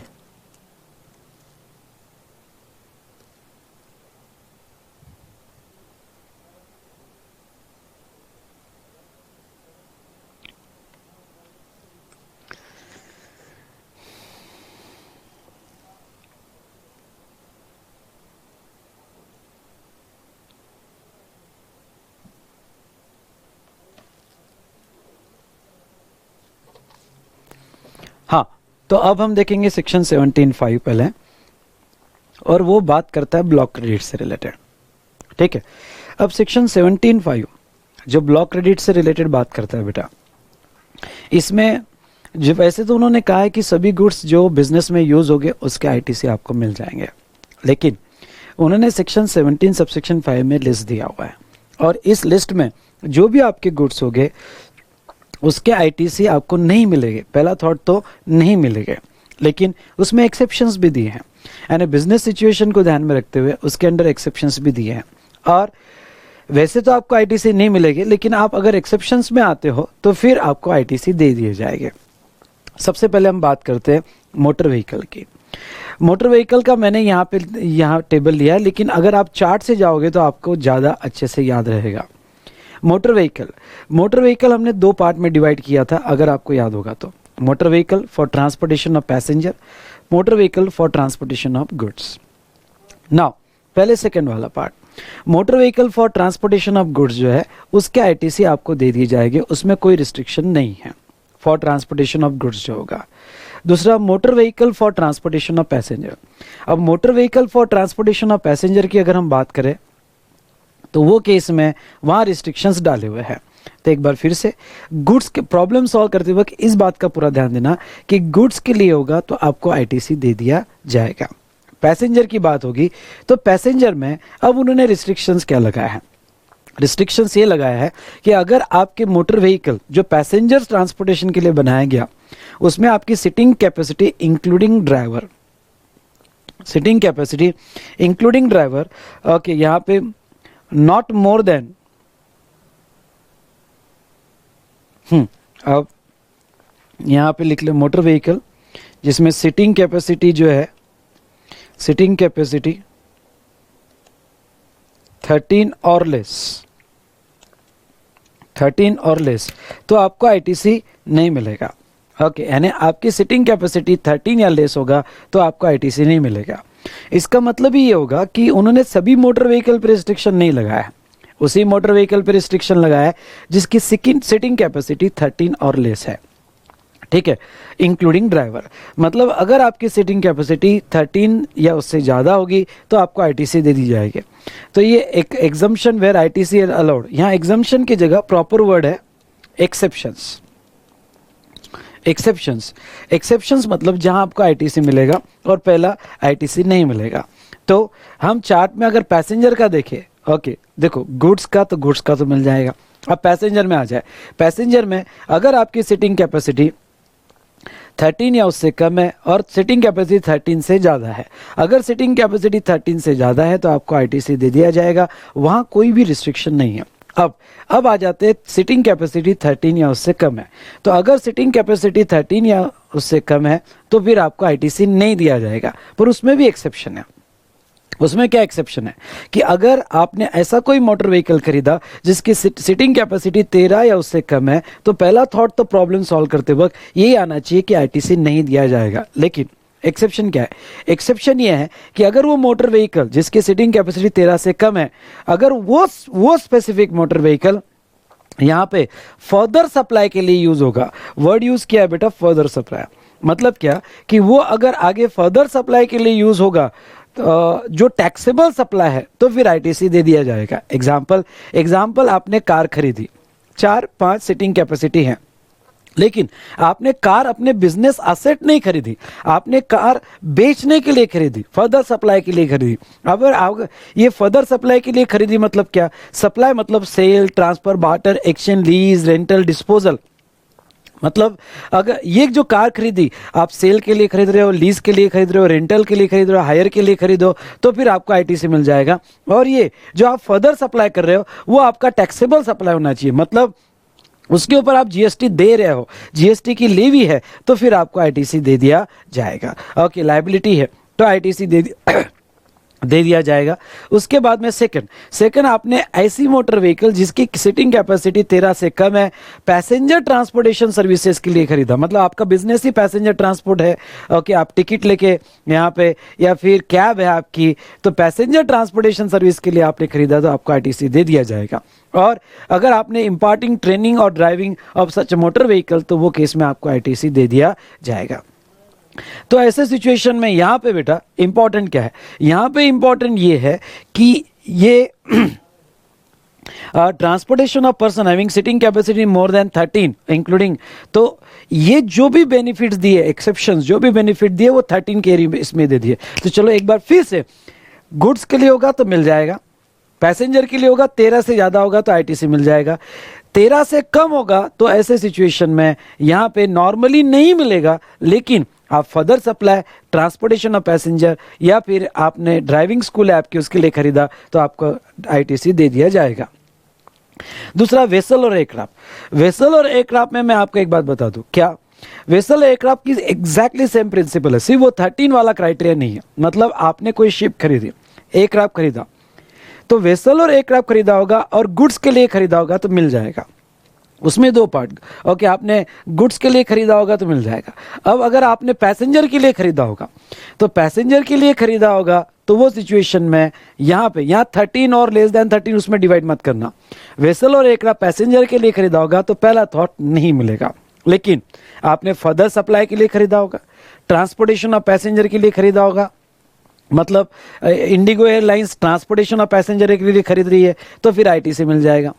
या फिर नेविगेशन वेसल, मतलब training in navigation of vessel तो मिल जाएगा, या फ्लाइंग आपकी इंस्टीट्यूट होगी तो मिल जाएगा। मतलब क्या, सिंपल वर्ड में उल्टा अगर उसको मैं एक लाइन में खरीदूं, वेसल और एयरक्राफ्ट आपने अपने पर्सनल पर्पस के लिए खरीदा, चार्टर्ड प्लेन खरीदा, ओके, पैसेंजर ट्रांसपोर्टेशन के लिए, फर्दर सप्लाई के लिए नहीं, पर्सनल पर्पस के लिए खरीदा, चार्टर्ड प्लेन खरीदा, तो उसके आईटीसी नहीं दिए जाएंगे, बी केयरफुल। या क्रूज शिप आपने पर्सनल पर्पस के लिए खरीदी तो उसके आईटीसी आपको नहीं दिए जाएंगे। Is it clear? तो ये था रिगार्डिंग टू यहाँ पे बेटा वेसल और एयरक्राफ्ट। उसके बाद में यहाँ ए बी क्लॉज लाया गया, और ये ए बी क्लॉज बेटा कुछ सर्विसेज के लिए, 3 सर्विसेज है, general insurance services, servicing, repairs and maintenance services. ये 3 सर्विसेज के बारे में ध्यान से समझ लो। ये 3 सर्विसेज अगर आपने ऐसे कैपिटल गुड्स पे, यानी मोटर व्हीकल, वेसल और एयरक्राफ्ट, यानी मोटर व्हीकल, वेसल और एयरक्राफ्ट इस पे लिया, तो अगर आपने ये 3 सर्विसेज मोटर व्हीकल, वेसल और एयरक्राफ्ट इसके ऊपर लिया, तो आपको आईटीसी, जहां जो मैंने ऊपर डिस्कशन किया, जहां आपको आईटीसी ब्लॉक किए हैं, अगर उस मोटर व्हीकल पे ये 3 सर्विसेज लिया तो आपको आईटीसी नहीं मिलेंगे, और जहां आईटीसी आपको ब्लॉक नहीं किए है वो केस में आपको मिल जाएगी। अब आपको आईटीसी कहां ब्लॉक नहीं किए, मोटर व्हीकल के केस में गुड्स के लिए होगा तो आईटीसी मिलते हैं, तो फिर उस मोटर व्हीकल पे ये 3 सर्विसेज लिया तो आईटीसी मिल जाएंगे। अगर आपने 13 से ज़्यादा पैसेंजर्स है तो वो केस में आपको आईटीसी मिलते हैं, तो उस मोटर व्हीकल पे आपने 3 सर्विसेज लिया तो आपको आईटीसी मिल जाएंगे। और अगर आप 13 से कम है लेकिन आपने फर्दर सप्लाई या पैसेंजर ट्रांसपोर्टेशन या ट्रेनिंग के लिए खरीदा तो वो सिचुएशन में आपको आईटीसी है, तो ये 3 सर्विसेज के आईटीसी मिल जाएंगे। लेकिन उस मोटर व्हीकल पे अगर आपने पर्सनल पर्पस के लिए खरीदा, ओके, तो 13 से कम है, पर्सनल या बिजनेस पर्पस के लिए खरीदा, फर्दर सप्लाई के लिए नहीं खरीदा, एज अ बिजनेस असेट बताया, या वेसल और aircraft as a business asset बताया, लेकिन फर्दर सप्लाई या पैसेंजर ट्रांसपोर्टेशन के लिए नहीं खरीदा, तो वहां आपको आईटीसी ब्लॉक किए गए हैं, तो बेटा ये 3 सर्विसेज के भी आईटीसी आपको ब्लॉक कर दिए जाएंगे। तो लास्ट में मोटर व्हीकल, वेसल और aircraft as a business asset है या पर्सनल पर्पस के लिए है तो आपको आईटीसी नहीं मिलेंगे। हाँ, ये बिजनेस करने के लिए खरीदा गया, फर्दर सप्लाई के लिए, पैसेंजर ट्रांसपोर्टेशन के लिए, तो फिर आईटीसी दे दिया जाएगा। तो ये हमने यहाँ पे इन शॉर्ट रिवाइज किया बेटा। तो ये था इंश्योरेंस रिलेटेड। हाँ, नेक्स्ट बेटा इसके और 2 एक्सेप्शन है। क्या 2 एक्सेप्शन है? कि अगर मोटर व्हीकल आपका फिनिश गुड्स ही है, सुनना, मोटर व्हीकल आपका फिनिश गुड्स है, आप मैन्युफैक्चर कर रहे हो, टाटा मोटर्स, अशोक लेलैंड, ये गुड्स मैन्युफैक्चर कर रहे हैं और उसका उन्होंने रिपेयर्स मेंटेनेंस करवाया, जनरल इंश्योरेंस निकाला, तो उनका फिनिश गुड्स होगा तो मिल जाएगा। एक होता है बेटा मोटर व्हीकल जो खरीदा आपकी असेट है, और एक होता है मोटर व्हीकल जो आपका फाइनल प्रोडक्ट है, तो फाइनल प्रोडक्ट है तो आपको आईटीसी मिल जाएगा। और सेकंड, अगर इंश्योरेंस कंपनी होगी और मोटर व्हीकल का री इंश्योरेंस वगैरह करवा रही होगी तो वो केस में उसको आईटीसी मिल जाएगा। तो ये था बेटा रिगार्डिंग टू मोटर व्हीकल या फिर वेसल और एयरक्राफ्ट। नेक्स्ट, उससे रिलेटेड 3 सर्विसेज। उसके बाद में उसके बाद में क्लॉज बी, क्लॉज बी ये क्या कहता है बेटा, क्लॉज बी ये कहता है, ओके क्लॉज बी में 1, ओके फूड और ब्यूरेजेस, देखो कैसे पढ़ना है इसको, फूड और ब्यूरेजेस, आउटडोर कैटरिंग, फूड और beverages, outdoor catering, beauty treatment, health services, cosmetic and plastic surgery, life insurance, health insurance, leasing, renting और hiring of motor vehicle, vessel or aircraft as referred in clause AA except when used for the purpose specified therein। ठीक है, तो अगर business में, देखो पहली बात तो मैं कह दूं, अगर आप नॉन बिजनेस पर्पस के लिए यूज कर रहे हो तो फिर तो क्रेडिट मिलेगा ही नहीं, 16 ही आपको हकाल देगा। 16 की पहली कंडीशन है कि बिजनेस के लिए अगर होगा तो बात कीजिए।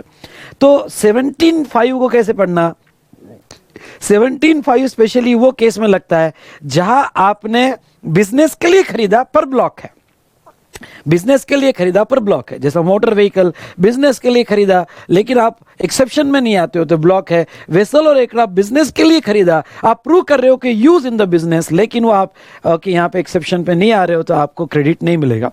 सेम बेटा फूड और ब्यूरेजेस, मतलब रेस्टोरेंट का बिल है, फूड का बिल है, ब्यूरेजेस का बिल है, आउटडोर कैटरिंग का बिल है, बिजनेस का खर्चा है, आप इनकम टैक्स में बिजनेस के खर्चे बता रहे हो, cosmetic, plastic, health services, life insurance, health insurance services, leasing वगैरह, तो इसके आईटीसी आपको पहला थॉट तो नहीं दिए जाएंगे। या लीजिंग ऑफ मोटर व्हीकल, ये याद रखना, लीजिंग ऑफ मोटर व्हीकल और वेसल और aircraft referred in clause A और ए, मतलब क्या, अगर आपने ऐसा मोटर व्हीकल रेंट पे लिया या वेसल और एयरक्राफ्ट रेंट पे लिया जो क्लॉज ए और ए में आपको जो है उसके आईटीसी नहीं मिलते, मतलब क्या, मतलब आपने ऐसा मोटर व्हीकल रेंट लीज पे लिया जिसकी सीटिंग कैपेसिटी 13 से कम है और वो आप मोटर व्हीकल जो है फर्दर सप्लाई या पैसेंजर ट्रांसपोर्टेशन या फिर आप ट्रेनिंग के लिए यूज नहीं कर रहे हो तो वो मोटर व्हीकल का आईटीसी नहीं मिलता है। तो ऐसा मोटर व्हीकल आपने न खरीदते हुए, यानी आपने खरीदा नहीं, सेम मोटर व्हीकल आपने लीजिंग पे लिया, रेंटिंग पे लिया, हायरिंग पे लिया, तो वो लीजिंग पे जो सर्विस टैक्स लग के आएगा या हायरिंग पे जो सर्विस टैक्स लग के आएगा उसका आईटीसी आपको नहीं दिया जाएगा। इज इट क्लियर, बात समझ में आया? तो गवर्नमेंट ने दोनों ब्लॉक कर दिए, मोटर व्हीकल खरीदा तो भी क्रेडिट नहीं, तो आप क्या दिमाग लगाओगे, अच्छा खरीदा तो क्रेडिट नहीं, तो सब सेम मोटर व्हीकल लीज पे लोगे, तो गवर्नमेंट कहती है अगर वो मोटर व्हीकल आप खरीदते तो क्रेडिट नहीं मिलता, तो वही मोटर व्हीकल अगर आपने लीज पे, कैब पे, रेंट कैब सर्विस यानी कैब सर्विस लिया, आपने लीज पे लिया, हायरिंग लिया, तो वो मोटर व्हीकल या उस वेसल और उस एयरक्राफ्ट का आपको आईटीसी नहीं दिया जाएगा। ठीक है, तो ये बिजनेस के खर्चे होने के बाद भी आईटीसी नहीं दे। जैसे एग्जांपल के तौर पे सॉफ्टवेयर कंपनी अपने एम्प्लॉय ट्रांसपोर्टेशन के लिए 50 कार खरीद रही है, तो आप 50 कार जिसमें सीटिंग कैपेसिटी 13 से कम है, और वो एज ए बिजनेस असेट खरीद रही है अपने डायरेक्टर के लिए, एम्प्लॉय के लिए, तो उसको आईटीसी नहीं है।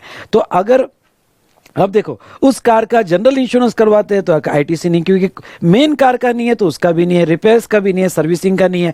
और अब सॉफ्टवेयर कंपनी सोच रही है कि यार कार खरीदे तो आईटीसी नहीं, चलो कार खरीदते नहीं, इतना पैसा क्यों लगाते, रेंट पे लेते तो आईटीसी तो मिल जाएगा। तो गवर्नमेंट यहाँ पे बहुत चालाक है, अगर वो गुड्स आपने रेंट पे भी लिया तो उसका आईटीसी वो नहीं देगी। तो ये बात का ख्याल रहे। लेकिन जो मोटर व्हीकल या जो वेसल और एयरक्राफ्ट के आईटीसी है, जैसा गुड्स ट्रांसपोर्टेशन के लिए आपको आईटीसी है, तो फिर वही गुड्स ट्रांसपोर्ट वाला व्हीकल आप लीज पे लेते हो तो आईटीसी मिल जाएगा। अगर आपको 13 से ज्यादा पैसेंजर कैपेसिटी वाला मोटर व्हीकल जो है आईटीसी है, तो वही बस एग्जांपल लो, बस अगर आप रेंट पे लेते हो तो आपको आईटीसी दे दिया जाएगा। ठीक है, तो ये लीजिंग वाला ये वाला पॉइंट आपने याद रखना है। नाउ इस क्लॉज के एक्सेप्शन क्या है, जैसे आप फूड और ब्यूरेजेस बिजनेस के लिए खरीदते हो, क्रेडिट नहीं, आउटडोर कैटरिंग क्रेडिट नहीं, रेस्टोरेंट नहीं, हेल्थ सर्विसेज नहीं, कॉस्मेटिक प्लास्टिक सर्जरी नहीं, लाइफ इंश्योरेंस नहीं, तो आपको इसके क्रेडिट बिल्कुल भी नहीं दिए गए। तो ऐसे केस में गवर्नमेंट कहती है लेकिन अगर आपने फूड और ब्यूरेजेस खरीदे, वो आपका इनवर्ट सप्लाई था, ध्यान से सुनना, वो आपका इनवर्ट सप्लाई था फॉर मेकिंग आउटवर्ड सप्लाई। मतलब वैसे तो कोई भी इंडिया के बिजनेसमैन को फूड और ब्यूरेज खरीदा तो क्रेडिट नहीं, लेकिन आपने वो इसलिए खरीदा क्योंकि आपको फर्दर सप्लाई करना है, ग्रोसरी शॉप वाला है, ग्रोसरी शॉप वाला फूड और बेवरेजेस इसलिए खरीद रहा है क्योंकि उसको फर्दर सप्लाई करना है। आउटडोर कैटरिंग वाला फूड और बेवरेजेस आउटडोर कैटरिंग वाला किसी सब कॉन्ट्रैक्टर से कैटरिंग सर्विस इसलिए ले रहा है क्योंकि आगे उसको कैटरिंग सर्विस प्रोवाइड करना है। तो अगर आपने ये जो खरीदे हैं ओके ये फर्दर सप्लाई के लिए खरीदे होगे तो फिर आईटीसी दिया जाएगा, क्योंकि ये तो आपका मेन इनपुट है और आपने खरीदे इसलिए क्योंकि फर्दर सप्लाई है, यानी वो बिजनेस का खर्चा नहीं है। देखो बिजनेस के दो टाइप के खर्चे होते हैं, एक ट्रेडिंग वाला और एक प्रॉफिट एंड लॉस अकाउंट वाला। अगर एक बहुत सिंपल वर्ड में समझना है कि ये ट्रेडिंग वाला आइटम है, यानी आपने खरीदे इसलिए क्योंकि ट्रेड करना है, फर्दर सप्लाई करना है, तो फिर आपको आईटीसी दे दिया जाएगा। और नीचे आपके प्रॉफिट एंड लॉस अकाउंट को डेबिट इसलिए हो रहा है क्योंकि ये ओवरहेड खर्चे है, ये फर्दर सप्लाई के लिए नहीं, ये ओवरहेड है, खर्चे है, तो फिर आपको आईटीसी नहीं दिया जाएगा। इन सिंपल वर्ड, आपने कैटरिंग खरीदा इसलिए क्योंकि कैटरिंग देना है, आपने प्लस हेल्थ के यहाँ पे ब्यूटी ट्रीटमेंट खरीदा इसलिए क्योंकि ब्यूटी ट्रीटमेंट देना है, हेल्थ सर्विसेज देना है, कॉस्मेटिक प्लास्टिक सर्जरी सर्विसेज देना है, तो फिर आपको आईटीसी दे दिया जाएगा। ठीक है, तो ऐसे सिचुएशन में फर्दर सप्लाई के लिए खरीदा या कंपोजिट या मिक्स सप्लाई के लिए, तो बहुत ही सिंपल में आपका ट्रेडिंग वाला आइटम होगा तो आपको क्रेडिट दिया जाएगा। मतलब क्या, आपने फूड बिजनेस इसलिए खरीदा क्योंकि आप डायरेक्ट नहीं बेच रहे हो पर किसी के साथ कंपोजिट करके बेच रहे हो, किसी के साथ कंपोजिट करके बेच रहे हो, यानी आपके सप्लाई के साथ वो भी दे रहे हो, तो फिर आपको आईटीसी दे दिया जाएगा। जैसे एयरलाइन एग्जांपल लो हम, एयरलाइन के केस में, एयरलाइन के केस में वो फूड इसलिए खरीद रहे हैं क्योंकि वो जो है अपने सप्लाई यानी ट्रांसपोर्टेशन सर्विस के साथ फूड ओके पैसेंजर को फ्री दे रहे हैं, यानी उसमें प्राइस कंबाइन करके दे रहे हैं, कंपोजिट सप्लाई में दे रहे हैं या मिक्स सप्लाई में भी दे रहे हो, पर ट्रेड कर रहे हो। एक तो डायरेक्ट ट्रेड कर रहे हो, कंपोजिट करके ट्रेड कर रहे हो, या मिक्स करके ट्रेड कर रहे हो, पर ट्रेड कर रहे हो ना, जिससे कुछ रेवेन्यू कमा रहे हो ना, तो फिर आपको आईटीसी दे दिया जाएगा। Is it clear? अदरवाइज ये ओवरहेड हो गया आपके, यानी प्रॉफिट एंड लॉस अकाउंट के आइटम्स हो गए ओवरहेड एक्सपेंसेस, तो फिर आपको आईटीसी नहीं दिया जाएगा। Be careful in this area. तो वो ट्रेडिंग वाला आइटम है, फिर वो डायरेक्ट हो, कंपोजिट हो या मिक्स सप्लाई की इसमें दिया हो, तो आपको आईटीसी उसका दे दिया जाएगा। उसमें उसके बाद में बी क्लॉज में ही यहां पे सेकेंड बी क्लॉज में मेंबरशिप ऑफ क्लब, हेल्थ या फिटनेस सेंटर, यानी मेंबरशिप ऑफ क्लब होगी, हेल्थ या फिटनेस सेंटर के खर्चे हो गए, तो उसका आईटीसी नहीं दिया जाएगा, इवन तो आप बिजनेस खर्चा बता रहे हो। Now next, travel benefit extended to employ for vacation, तो एम्प्लॉय को आपने ट्रैवल बेनिफिट दिया तो उसका भी आईटीसी आपको नहीं दिया जाएगा, इवन दो बिजनेस खर्चा होगा। लेकिन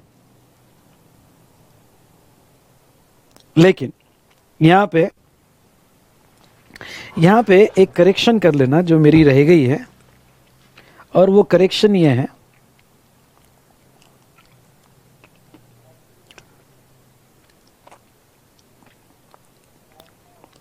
ये तीनों के लिए बेटा, तीनों के लिए,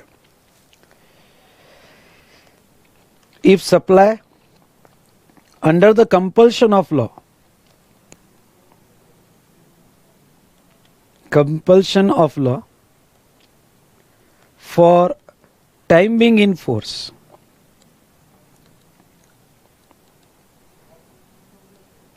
under the compulsion of law for time being force, then ITC is allowed. ITC is allowed. ठीक है, तो अब थोड़ा ये पॉइंट को समझ लेना, वो गलती से वो उसमें आया है, वो तीनों के लिए है।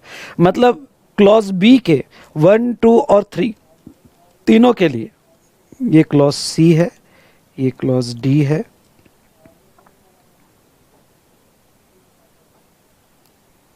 ये ई, एफ, जी, एच, आई। ठीक है, अब ये तीनों के लिए एक पॉइंट मैं आपको समझा देता हूं। वो पॉइंट क्या है बेटा, कि अगर आपने ये जो है ये खरीदे इसलिए क्योंकि बाय लॉ कंपलसरी आपको ये प्रोवाइड करना, जैसे कैंटीन, फैक्ट्री एक्ट के हिसाब से कैंटीन देना खरीदे इसलिए आपने फूड खरीदा, कैटरिंग सर्विस खरीदा, क्योंकि बाय लॉ ये जरूरी है वो बिजनेस खर्चा करना, तो फिर आपको आईटीसी दे दिया जाएगा। या हेल्थ फिटनेस सेंटर्स हो गए और बाय लॉ जरूरी हो गए, तो फिर आपको आईटीसी दे दिया जाएगा। ट्रैवल बेनिफिट टू एम्प्लॉय अगर बाय लॉ कंपलसरी होगा तो आपको आईटीसी दे दिया जाएगा। तो ये तीनों के लिए under the compulsion of law होगा फॉर टाइमिंग इन फोर्स, तो ITC is allowed. Otherwise in तीनों के आईटीसी अलाउड नहीं, एक्सेप्ट जो एक्सेप्शंस में कवर किया गया है। तो ये हमने क्लॉज बी देखा। उसके बाद में क्लॉज सी देखो बेटा, works contract service for construction of immovable property. अब ध्यान से सुनना, ओके, कोई भी आप वर्क्स कॉन्ट्रैक्ट सर्विस लेते हो और वो कंस्ट्रक्शन ऑफ इमूवेबल प्रॉपर्टी पे लेते हो तो आईटीसी नहीं मिलेगा। वर्क्स कॉन्ट्रैक्ट सर्विस का बेसिक फंडा क्या है कि आपने सामने वाले से गुड्स और सर्विस के कंबाइन कॉन्ट्रैक्ट किए और वो आप सर्विस ले रहे हो, और ये वर्क्स कॉन्ट्रैक्ट सर्विस कंस्ट्रक्शन के लिए ले रहे हो, तो कंस्ट्रक्शन, और वो भी कंस्ट्रक्शन किसका, इमूवेबल प्रॉपर्टी का, तो आपको आईटीसी नहीं दिया जाएगा। अब कंस्ट्रक्शन की डेफिनेशन क्या है? कंस्ट्रक्शन की डेफिनेशन है, construction includes reconstruction, renovation, addition, alteration, repairs, okay, to the extent of capitalization to the said immovable property। हाँ, to the extent of capitalisation to the said immovable property, मतलब ये हुआ कि अगर आपको पूरा बिल्डिंग का कंस्ट्रक्शन करना है, या रिनोवेशन कॉन्ट्रैक्ट है, या एडिशन अल्ट्रेशन कॉन्ट्रैक्ट है, रिपेयर्स कॉन्ट्रैक्ट है, ओके, तो ये रिपेयर्स भी कवर किया है। यानी आपने बिल्डिंग का इमूवेबल प्रॉपर्टी सिर्फ बिल्डिंग मत लेना, लैंड भी लेना, या फिर ब्रिज, डैम, टनल्स वगैरह सब ले लेना। तो ऐसे केस में यहाँ पे कोई भी इमूवेबल प्रॉपर्टी का रिपेयर्स कॉन्ट्रैक्ट है, एडिशन अल्ट्रेशन कॉन्ट्रैक्ट है, और वो आपने वर्क्स कॉन्ट्रैक्ट दिया और आपने सर्विस लिया, क्यों नहीं, ये बिजनेस पर्पस के लिए होगा, लेकिन आपको आईटीसी नहीं दिया जाएगा। बात खत्म, नहीं बोल दिया तो नहीं दिया जाएगा, ठीक है। तो चलिए, लेकिन एक बात पे आपका ध्यान लाना चाहूंगा, और वो है to the extent of capitalization. ये to the extent of capitalization क्या है बेटा, कि आपने जो वर्क्स कॉन्ट्रैक्ट सर्विस ली वो आपके बुक्स में आप कैपिटलाइज कर रहे हो तो ही आपका क्रेडिट ब्लॉक होगा। मतलब अगर जो वर्क्स कॉन्ट्रैक्ट सर्विस ली इमूवेबल प्रॉपर्टी पे और वो आप कैपिटलाइज नहीं कर रहे हो तो फिर आपको क्रेडिट मिल जाएगा। क्रेडिट कब नहीं मिलेगा, जब आप कैपिटलाइज कर रहे हो। मतलब क्या, मतलब समझ लो, अभी देखो ये फ्लोर की एक छोटी सी एक टाइल्स टूट गई, तो एक टाइल्स बिठाने के लिए मैंने वर्क्स कॉन्ट्रैक्ट दिया। मैंने कहा देख भाई, तेरा ही मटेरियल, तेरा ही सब कुछ, वो इतनी सी टाइल्स बिठा दे। उसने कहा ठीक है साहब, मैं बिठा दूंगा, मैं 500 रुपये लूंगा, जिसमें सीमेंट वगैरह सब मेरा, टाइल्स भी मेरी। ये 500 रुपए का खर्चा हुआ, लेकिन मैं इसको कैपिटलाइज नहीं कर रहा हूं। ये रेवेन्यू खर्चा हुआ भाई, बिल्डिंग रिपेयर के लिए रेवेन्यू खर्चा हुआ, इसको कैपिटलाइज नहीं कर रहा हूं। तो ऐसे सिचुएशन में अगर मैं उसको कैपिटलाइज नहीं कर रहा हूं बेटा, तो वो केस में 500 रुपए पे वो जीएसटी लगा के देगा, वो मैं आईटीसी ले सकता हूं। क्यों? क्योंकि जो ब्लॉक किया गया है वो ब्लॉक है works contract service for construction का है, और कंस्ट्रक्शन ऑफ इमूवेबल प्रॉपर्टी का है, और यहां पे कंस्ट्रक्शन में बेटा उतना ही पार्ट आएगा जो आप कैपिटलाइज करोगे। अगर आप कैपिटलाइज नहीं करोगे तो वो कंस्ट्रक्शन के डेफिनेशन में नहीं आएगा, मतलब ब्लॉक नहीं रहेगा, आप आईटीसी ले पाओगे। नाउ इसके और क्या एक्सेप्शंस है? इसके एक्सेप्शंस है works contract service for plant and machinery. अब ध्यान से सुनना, उन्होंने रिस्ट्रिक्शन सिर्फ works contract service on immovable property डाला है, ठीक है। तो works contract service plant and machinery, मतलब कोई प्लांट एंड मशीनरी इरेक्ट करके दे रहा है, इंस्टॉल करके दे रहा है, मैंने वर्क्स कॉन्ट्रैक्ट दिया है, तो उसका आईटीसी मैं ले सकता हूं। फिर वो प्लांट एंड मशीनरी क्यों ना इमूवेबल हो, मतलब प्लांट एंड मशीनरी है ना, फिर वो मूवेबल हो या इमूवेबल हो। पहली बात तो मैं आपको कह दूं, मूवेबल प्लांट एंड मशीनरी होगी तो वर्क्स कॉन्ट्रैक्ट बोला ही नहीं जाता है। वो इसलिए वर्क्स कॉन्ट्रैक्ट नहीं बोला जाता है क्योंकि वर्क्स कॉन्ट्रैक्ट की डेफिनेशन खुद कहती है कि इरेक्शन, इंस्टॉलेशन, रिनोवेशन, रिपेयर्स वगैरह जो भी होगा वो ऑन इमूवेबल प्रॉपर्टी पे होगा, जिसमें गुड्स और सर्विस दोनों इन्वॉल्व है, तो ही वो वर्क्स कॉन्ट्रैक्ट बोला जाता है।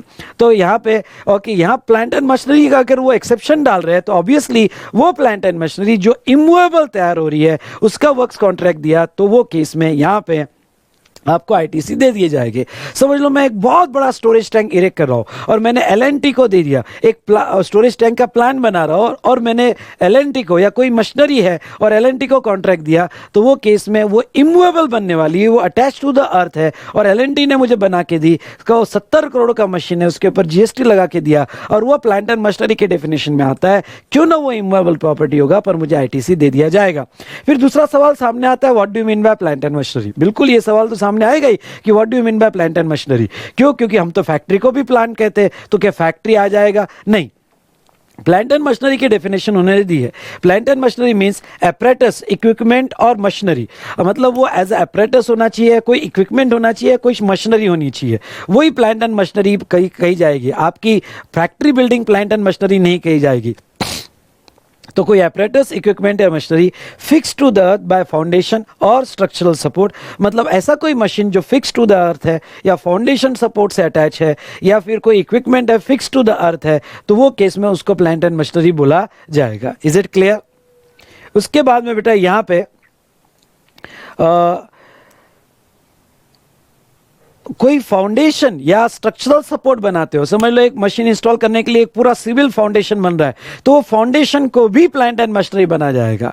ओके, ये पॉइंट जो है ये बड़ा इंपॉर्टेंट है कि अगर कोई फाउंडेशन और स्ट्रक्चर है, ओके, तो वो फाउंडेशन और स्ट्रक्चर मशीन के लिए बनाया गया, क्यों ना वो सीमेंट का बनाया हो, सिविल कंस्ट्रक्शन हो, ओके, वो भी प्लांट एंड मशीनरी माना जाएगा और उसमें उसका अगर वर्क्स कॉन्ट्रैक्ट दिया हो तो वो भी कंसिडर होगा। और ये जो प्लांट एंड मशीनरी और उसका सपोर्ट, उसका फाउंडेशन आप फर्दर सप्लाई के लिए यूज कर रहे हो, लेकिन आपकी land and building plant and machinery में नहीं आएगी, कोई civil structure other than this plant and machinery में नहीं आएगा, टेलीकम्युनिकेशन टावर्स जो है वो प्लांट एंड मशीनरी में नहीं आएंगे, और pipeline laid outside the factory और प्लांट एंड मशीनरी में नहीं आएंगे।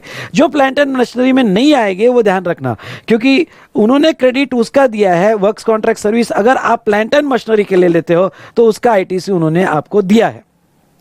Is it clear? मतलब ये हुआ कि अगर यहां पे कोई प्लांट एंड मशीनरी में नहीं आता है, अब प्लांट एंड मशीनरी में नहीं आता है मतलब टेलीकम्युनिकेशन टावर नहीं आता है, pipeline laid outside the factory नहीं आता है, लैंड एंड बिल्डिंग नहीं आता है, तो इसके लिए अगर कोई वर्क्स कॉन्ट्रैक्ट दिया हो तो वो सिचुएशन में उसका क्रेडिट नहीं मिलेगा, क्योंकि इससे प्लांट एंड मशीनरी नहीं मानी जाएगी। तो ये हमने देखा वर्क्स कॉन्ट्रैक्ट का एक्सेप्शन भी देखा। ओके, और दूसरा एक्सेप्शन है बेटा, आपने कोई सब कॉन्ट्रैक्टर से वर्क्स कॉन्ट्रैक्ट सर्विस ली for providing works contract service, सुनना ध्यान से, किसी सब कॉन्ट्रैक्टर से वर्क्स कॉन्ट्रैक्ट सर्विस ली for providing works contract service, तो फिर आपको क्रेडिट ले लिया जाएगा, आपको क्रेडिट दे दिया जाएगा। तो वैसे तो इंडिया में कोई भी वर्क्स कॉन्ट्रैक्ट लेता है for construction of immovable property तो आईटीसी नहीं है, लेकिन अगर वो प्लांट एंड मशीनरी के लिए लेता है तो आईटीसी है, और वो अगर वर्क्स कॉन्ट्रैक्ट सर्विस इसलिए ले रहा है क्योंकि आगे वर्क्स कॉन्ट्रैक्ट सर्विस प्रोवाइड करनी है तो फिर उसका आईटीसी दे दिया जाएगा। ये तो था सी क्लॉज। फिर बेटा डी क्लॉज। डी क्लॉज में कोई भी inward supply of goods plus services, okay, goods plus services, यानी कोई भी इनवर्ट सप्लाई आप करते हो और गुड्स और सर्विसेज का इनवर्ट सप्लाई आप ले रहे हो तो वो सिचुएशन में आपको आईटीसी दे दिया जाएगा for construction of immovable property. Again ये बात कर रहे हैं construction of immovable property. C clause और डी क्लॉज में क्या डिफरेंस है? सी क्लॉज मतलब आपका कॉन्ट्रैक्ट कंबाइन था गुड्स प्लस सर्विस का, और डी क्लॉज में कॉन्ट्रैक्ट कंबाइन नहीं है, आपने गुड्स अलग खरीदा, सर्विसेज अलग खरीदी, ध्यान से सुनना, गुड्स अलग खरीदा, सर्विसेज अलग खरीदी, और ये गुड्स और सर्विसेज अलग करके आप कंस्ट्रक्शन कर रहे हो इमूवेबल प्रॉपर्टी का, तो आपको आईटीसी ना गुड्स का दिया जाएगा ना सर्विस का दिया जाएगा। Okay, provided that on his own account, आप खुद की बिल्डिंग बांध रहे हो, क्यों ना बिजनेस वाली बिल्डिंग बांध रहे हो, पर आप ऑन अकाउंट यानी खुद की बिल्डिंग बांधने के लिए अगर आप गुड्स और सर्विसेज खरीद रहे हो तो आपको आईटीसी नहीं। लेकिन आप बिल्डर हो, ओके, या आप कॉन्ट्रैक्टर हो और आप दूसरे की बिल्डिंग बांधने के लिए सीमेंट खरीद रहे हो, ब्रिक्स खरीद रहे हो, स्टील खरीद रहे हो, सर्विसेज खरीद रहे हो, पर खुद की ऑन हिज ओन अकाउंट नहीं है, किसी और की बिल्डिंग बांधने के लिए आप खरीद रहे हो, तो फिर आपको आईटीसी दे दिया जाएगा। वो ऑन इज ओन अकाउंट मतलब खुद की बिल्डिंग क्यों ना बिजनेस के लिए हो, पर आपको आईटीसी नहीं दिया जाएगा, ना वर्क्स कॉन्ट्रैक्ट का दिया जाएगा, ना आपको गुड्स और सर्विसेज का दिया जाएगा। इसके और दो एक्सेप्शन है, वो क्या? Construction of plant and machinery, plant and machinery की डेफिनेशन वही जो यहां पे दिया है, और construction of plant and machinery के लिए होगा तो आपको आईटीसी है। ओके, और मैंने ये आपको कहा है कि construction of immovable property for others है, मतलब आप कॉन्ट्रैक्टर हो, किसी और के लिए बांध रहे हो, तो फिर आपको आईटीसी दे दिया जाएगा। तो इस बात का ध्यान रखना आपको। तो नो वर्क्स कॉन्ट्रैक्ट सर्विस का भी कंस्ट्रक्शन सेक्टर में क्रेडिट नहीं है, तो गुड्स और सर्विसेज आपने कंस्ट्रक्शन सेक्टर में खरीदे तो उसका भी क्रेडिट नहीं है। पर कंस्ट्रक्शन की डेफिनेशन भी याद रखना, रिनोवेशन, रिपेयर्स वगैरह, एडिशन, अल्ट्रेशन, ये सभी कंस्ट्रक्शन के डेफिनेशन में आते हैं। Is it clear? यस। फिर उसके बाद में next, inward supplies received by NRTP. हाँ, एनआरटीपी ने कोई भी गुड्स और सर्विसेज इंडिया में खरीदे तो उसको आईटीसी नहीं है, सीटीपी को है, ख्याल रखिएगा, सीटीपी को है, एनआरटीपी को नहीं है। और दूसरी बात मैं आपको कह दूं, यहां पे गुड्स इंपोर्टेड बाय हिम, लेकिन एनआरटीपी कोई गुड्स इंपोर्ट करता है और इंडिया में बेचने के लिए लाता है तो इंपोर्ट पे जो आईजीएसटी लगा उसका आईटीसी है, मतलब कि उसको एक ही आईटीसी है एनआरटीपी को जो गुड्स उसने इंपोर्ट किया। ये एमसीक्यू क्वेश्चन में पूछा गया था, लेकिन जो गुड्स वो इंडिया में खरीद रहा है सर्विसेज और गुड्स, उसके आईटीसी उसको नहीं है बेटा। उसके बाद में goods or services or both on which tax has been paid under section 10।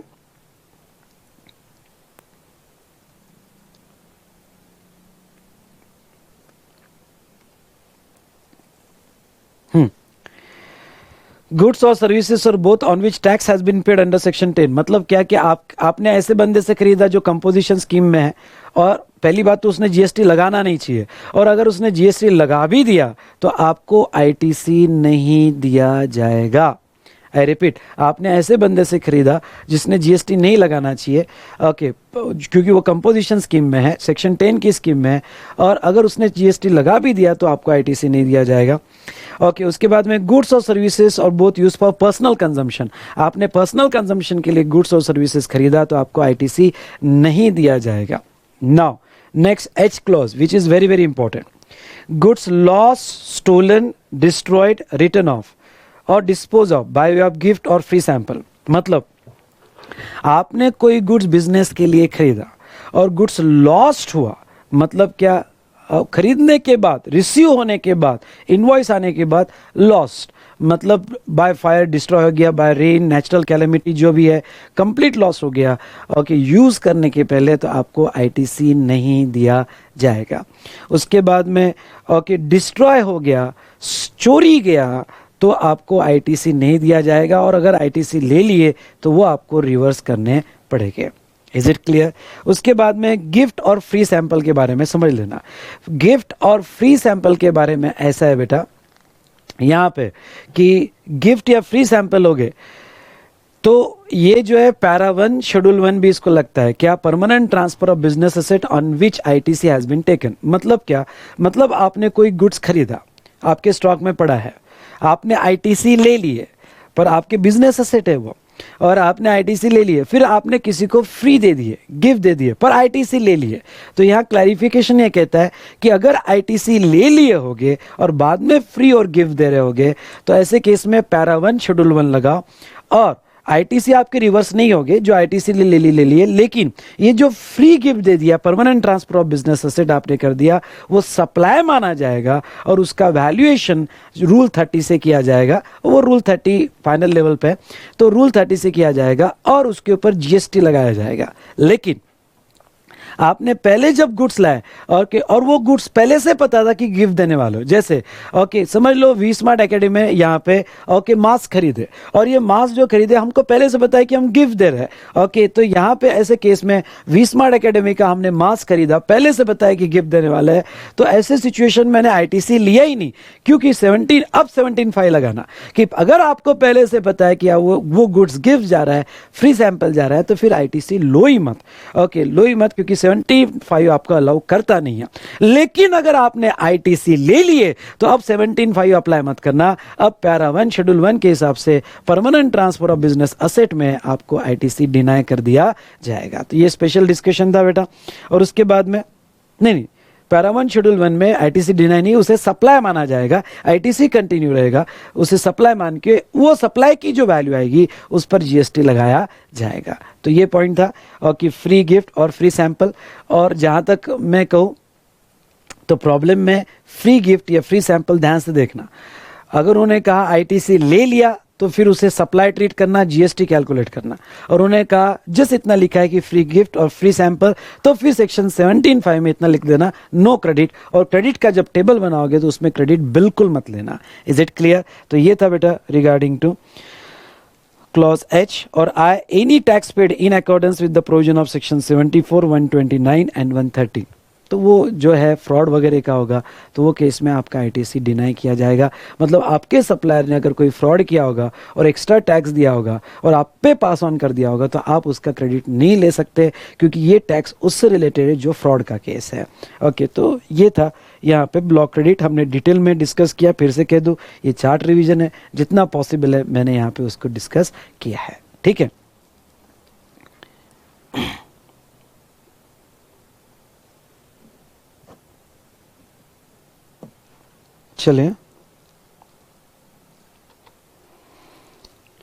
चलिए बेटा, अब यहाँ पे सेक्शन 18 रिवर्सल ऑफ आईटीसी या अवेलमेंट ऑफ आईटीसी, एक्चुअली इसका टाइटल होना चाहिए अवेलमेंट और reversal of ITC. I repeat, availment और रिवर्सल ऑफ आईटीसी। तो टाइटल चेंज कर लेना सेक्शन 18 का। अब सेक्शन 18 जो है वो बात करता है स्विचिंग से रिलेटेड। स्विचिंग कंसेप्ट क्या है? जैसे 18.1 आपको आईटीसी देता है, उसके बाद में 18.3 जो है ट्रांसफर ऑफ आईटीसी की बात करता है, और आगे 18.4 और 18.6 जो है ये आईटीसी रिवर्स करते हैं। इसलिए सेक्शन 18 का टाइटल जो है वो कर लेना, अवेलमेंट या रिवर्सल ऑफ आईटीसी। सबसे पहले बात करेंगे 18.1। 18.1 में 4 सिचुएशन है, A B C and D. ठीक है, ये 4 सिचुएशन आपको थोड़ा ध्यान रखना है। ये 4 सिचुएशन क्या है बेटा यहाँ पे? ओके, ये चार्ट में यहाँ पे 18.1 ऊपर, जस्ट अ मिनट।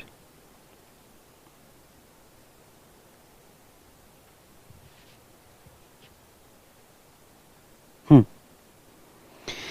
18.1 की टोटल बेटा 4 सिचुएशन है। 4 सिचुएशन क्या है? 18.1 आपको क्रेडिट देता है कब? ओके, तो पहले सिचुएशन देख लेते हैं और फिर कॉमन प्रोविजन देख लेते हैं। ठीक है, सिचुएशन 1, पहले आप रजिस्टर्ड नहीं थे और बाद में रजिस्टर्ड हो गए, मे बी थ्रेशोल्ड क्रॉस कर दिया हो या मे बी सेक्शन 24 में कंपलसरी रजिस्ट्रेशन में आ गया हो। तो पहले आप अनरजिस्टर्ड थे, फिर आप रजिस्टर्ड हो गए, यानी आप स्विच हो गए। तो जब आप पहले अनरजिस्टर्ड थे तो आपने क्रेडिट नहीं लिया, और फिर स्विच हुए, आप रजिस्ट्रेशन के लिए अप्लाई कर रहे हो। तो ऐसे सिचुएशन में बेटा जब आप स्विच हो रहे हो, ध्यान से सुनना मेरी बात, जब आप स्विच हो रहे हो तो स्विच होते वक्त आपके पास स्टॉक पड़ा होगा, तो वो स्टॉक का आपने पहले क्रेडिट नहीं लिया था क्योंकि आप अनरजिस्टर्ड थे, तो वो स्टॉक का करे क्या? या फिर आप वॉलंटरी रजिस्ट्रेशन ले रहे हो, मतलब लाइबल टू रजिस्टर्ड नहीं हुए। क्लॉज बी में आपका टर्नओवर 5-6 लाख हुआ, फिर आपने डिसीजन लिया कि चलो यार वॉलंटरी रजिस्ट्रेशन लेते हैं। तो वॉलंटरी रजिस्ट्रेशन जो यहाँ पे लेते हैं, तो यहाँ ध्यान से सुनिएगा, वॉलंटरी रजिस्ट्रेशन आपने लिया तो पहले आप अनरजिस्टर्ड थे, फिर वॉलंटरी रजिस्ट्रेशन में आ गए। तो ये 2 सिचुएशन है, 1 और 2। उसके बाद में बेटा ओके, सी एंड डी ये सिचुएशन ले लेते हैं। और सी और डी ये सिचुएशन क्या है? तो सी और डी सिचुएशन की पहले आप कंपोजिशन स्कीम में थे, यानी रजिस्टर्ड तो थे लेकिन पहले आप कंपोजिशन स्कीम में थे, फिर नॉर्मल स्कीम में आ गए। जब आप कंपोजिशन स्कीम में थे सेक्शन 10 की, तो आपने आईटीसी नहीं लिया, और जब आप नॉर्मल स्कीम में आ गए तो फिर अब आईटीसी मिलेगा आपको। तो इस तरह से स्विच हुआ। या पहले डी क्लॉज क्या कहता है? डी की क्लॉज ये कहता है कि पहले एग्जम्पशन में थे इसलिए आपने आईटीसी नहीं लिया, फिर आप नॉर्मल स्कीम में आ गए यहाँ पे, तो पहले एग्जम्पशन में थे और बाद में आप नॉर्मल स्कीम में आ गए, तो वो सिचुएशन में जो है आपको यहाँ पे आईटीसी जो है, आईटीसी का क्रेडिट कैसे मिलेगा? तो बेटा सेक्शन 18 सिचुएशन ए हो, बी हो, सी हो या डी हो, इट्स टॉक अबाउट कि जब आप स्विच होते हो तो स्विच होते वक्त आपके पास जो स्टॉक पड़ा होता है उसका आईटीसी आपको मिलता है या नहीं मिलता है। क्यों? क्योंकि वो स्टॉक उस परचेसेस का है जो परचेसेस आपने उस पीरियड में खरीदी थी जब आप अनरजिस्टर्ड थे या कंपोजिशन स्कीम में थे या एग्जम्पशन में थे और आपने उसके आईटीसी नहीं लिए थे। तो बेटा पहले 2 सिचुएशन में मतलब आप अनरजिस्टर्ड से रजिस्टर्ड हुए, तो वॉलंटरी हुए या लायबल टू रजिस्टर्ड हुए। तो बेटा सिचुएशन ए में आपको स्टॉक का बेनिफिट दिया गया है, ध्यान से देखना। ओके, सिचुएशन ए जो है बेटा, तो सिचुएशन ए में जो है आपको स्टॉक का बेनिफिट दिया गया है, लेकिन स्टॉक का बेनिफिट सिचुएशन ए में तभी दिया गया है अगर आपने 30 दिन के अंदर, जिस दिन आप लायबल हुए वहां से 30 दिन के अंदर आपने रजिस्ट्रेशन के लिए अप्लाई कर दिया हो। अगर आपने 30 दिन के अंदर अगर अप्लाई नहीं किया होगा तो उसका बेनिफिट आपको नहीं दिया जाएगा। तो ये प्रिज्यूम करके चलते हैं कि आपने 30 दिन के अंदर अप्लाई कर दिया है। तो सिचुएशन ए में बेटा वो लॉ ऐसा है कि जिस दिन आप लायबल टू रजिस्टर्ड हुए, सुनना, जिस दिन आप लायबल टू रजिस्टर्ड हुए और आपने 30 दिन में अप्लाई कर दिया फॉर रजिस्ट्रेशन, तो उसके पहले दिन, जिस दिन लायबल टू रजिस्टर्ड हुए उसके पहले दिन जो भी इनपुट का स्टॉक होगा जो स्टोर में पड़ा है, या जो इनपुट का स्टॉक सेमी फिनिश्ड गुड्स में पड़ा हुआ है, या जो वो इनपुट जो फिनिश गुड्स में है, यानी फिनिश गुड्स स्टॉक में पड़े जिसमें इनपुट्स है, तो तीनों इनपुट्स के क्रेडिट्स आपको मिल जाएंगे। यानी जो भी इनपुट का स्टॉक है, मे बी स्टोर का है, WIP का है, या फिनिश गुड्स जो स्टॉक में पड़े हैं उसमें जो इनपुट्स है तो उसका है, तो उसके क्रेडिट आपको मिल जाएंगे। तो आईटीसी उसका अलाउ हो जाएगा। लेकिन यहाँ कैपिटल गुड्स के क्रेडिट नहीं मिलेंगे, मतलब जो आपने अनरजिस्टर्ड पीरियड में कैपिटल गुड्स खरीदा है उसका क्रेडिट आपको अभी नहीं मिलेगा और कभी नहीं मिलेगा। सिर्फ इनपुट्स के बेनिफिट दिए, ये ध्यान में रखना।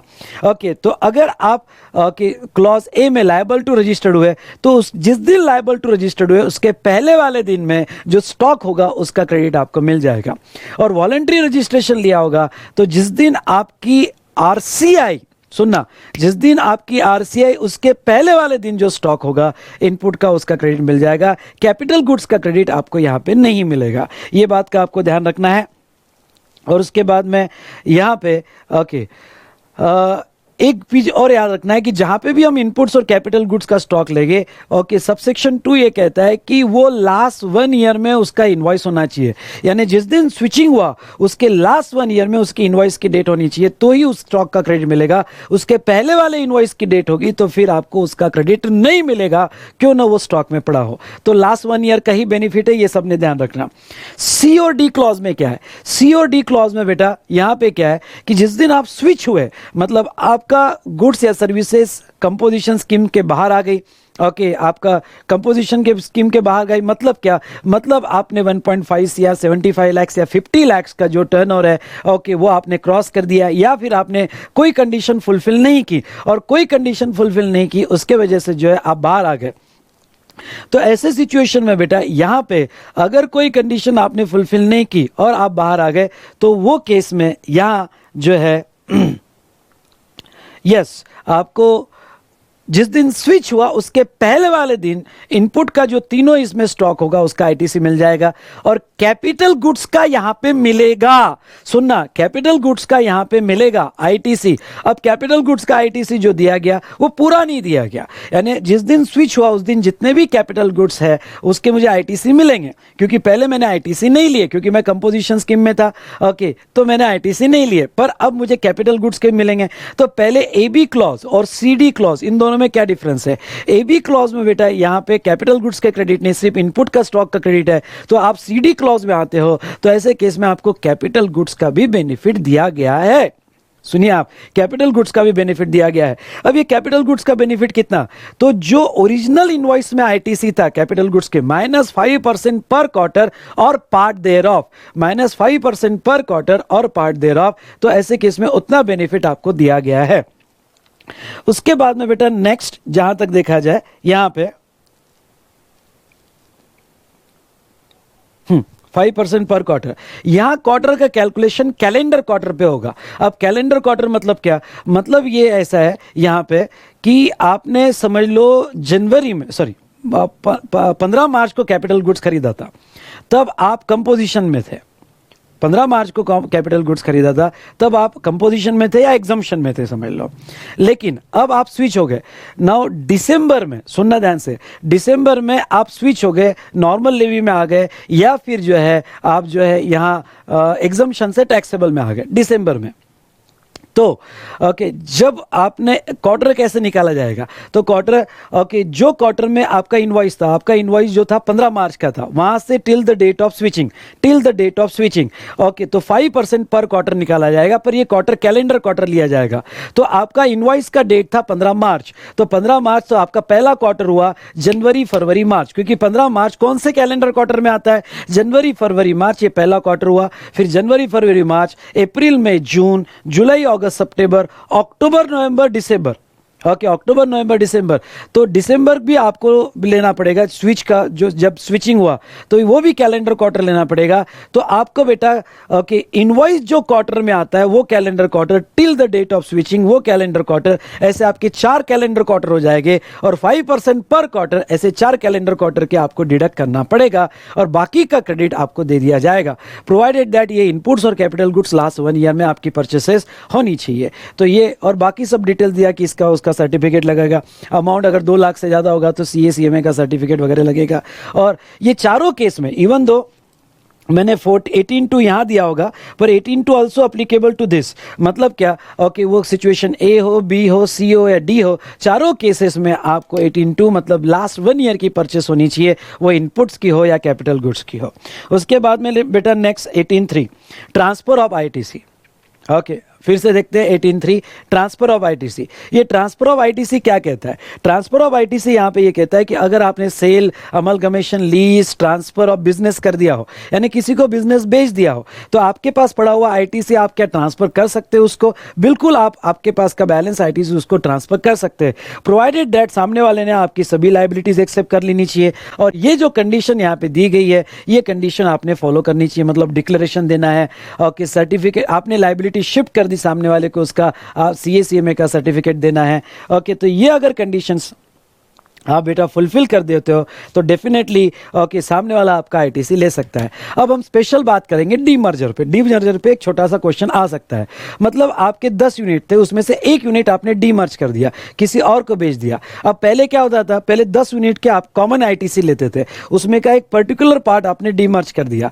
तो अब मेरे पास जो आईटीसी पड़े हुए हैं बेटा, अब किसी और ने मेरा वो यूनिट खरीदा तो क्या मैं उसको आईटीसी दे सकता हूँ? बिल्कुल आप उसको आईटीसी दे सकते हो। तो मैं कैसे आईटीसी दूंगा? तो मैं बेटा जितना वैल्यू ऑफ असेट उसको ट्रांसफर की, यानी उतने बिजनेस की जितनी वैल्यू ऑफ असेट मैंने उसको ट्रांसफर की, उतना प्रोपोर्शनेट ओके मैं आईटीसी उसको ट्रांसफर कर दूंगा। अब ये वैल्यू ऑफ असेट में ओके सभी असेट ली जाएगी, मतलब वो वैल्यू ऑफ असेट में मैंने वो असेट का आईटीसी लिया होगा वो भी असेट होगी, अगर कोई असेट का आईटीसी मैंने नहीं भी लिया होगा लेकिन फॉर्मूला में वैल्यू ऑफ असेट में वो भी असेट कंसीडर होगी जो मैंने आईटीसी नहीं लिए। समझ लो मैंने जो यूनिट मर्ज किया उसमें यहाँ पे कार होगी, मोटर व्हीकल होगा, और मोटर व्हीकल मैंने उसको दे दिया होगा। अब मोटर व्हीकल का आईटीसी तो मैंने नहीं लिया, लेकिन जब मैं आईटीसी डिस्ट्रीब्यूट करूंगा, मेरे पास बैलेंस आईटीसी है और बैलेंस आईटीसी मैं डिस्ट्रीब्यूट करूंगा, तो रेशियो जो होगा उसको जितनी असेट मैंने दी डिवाइडेड बाय टोटल असेट, तो अगर मैंने उसको असेट में ओके अगर कोई ऐसे असेट दी होगी जिसके आईटीसी मैंने नहीं लिए हैं,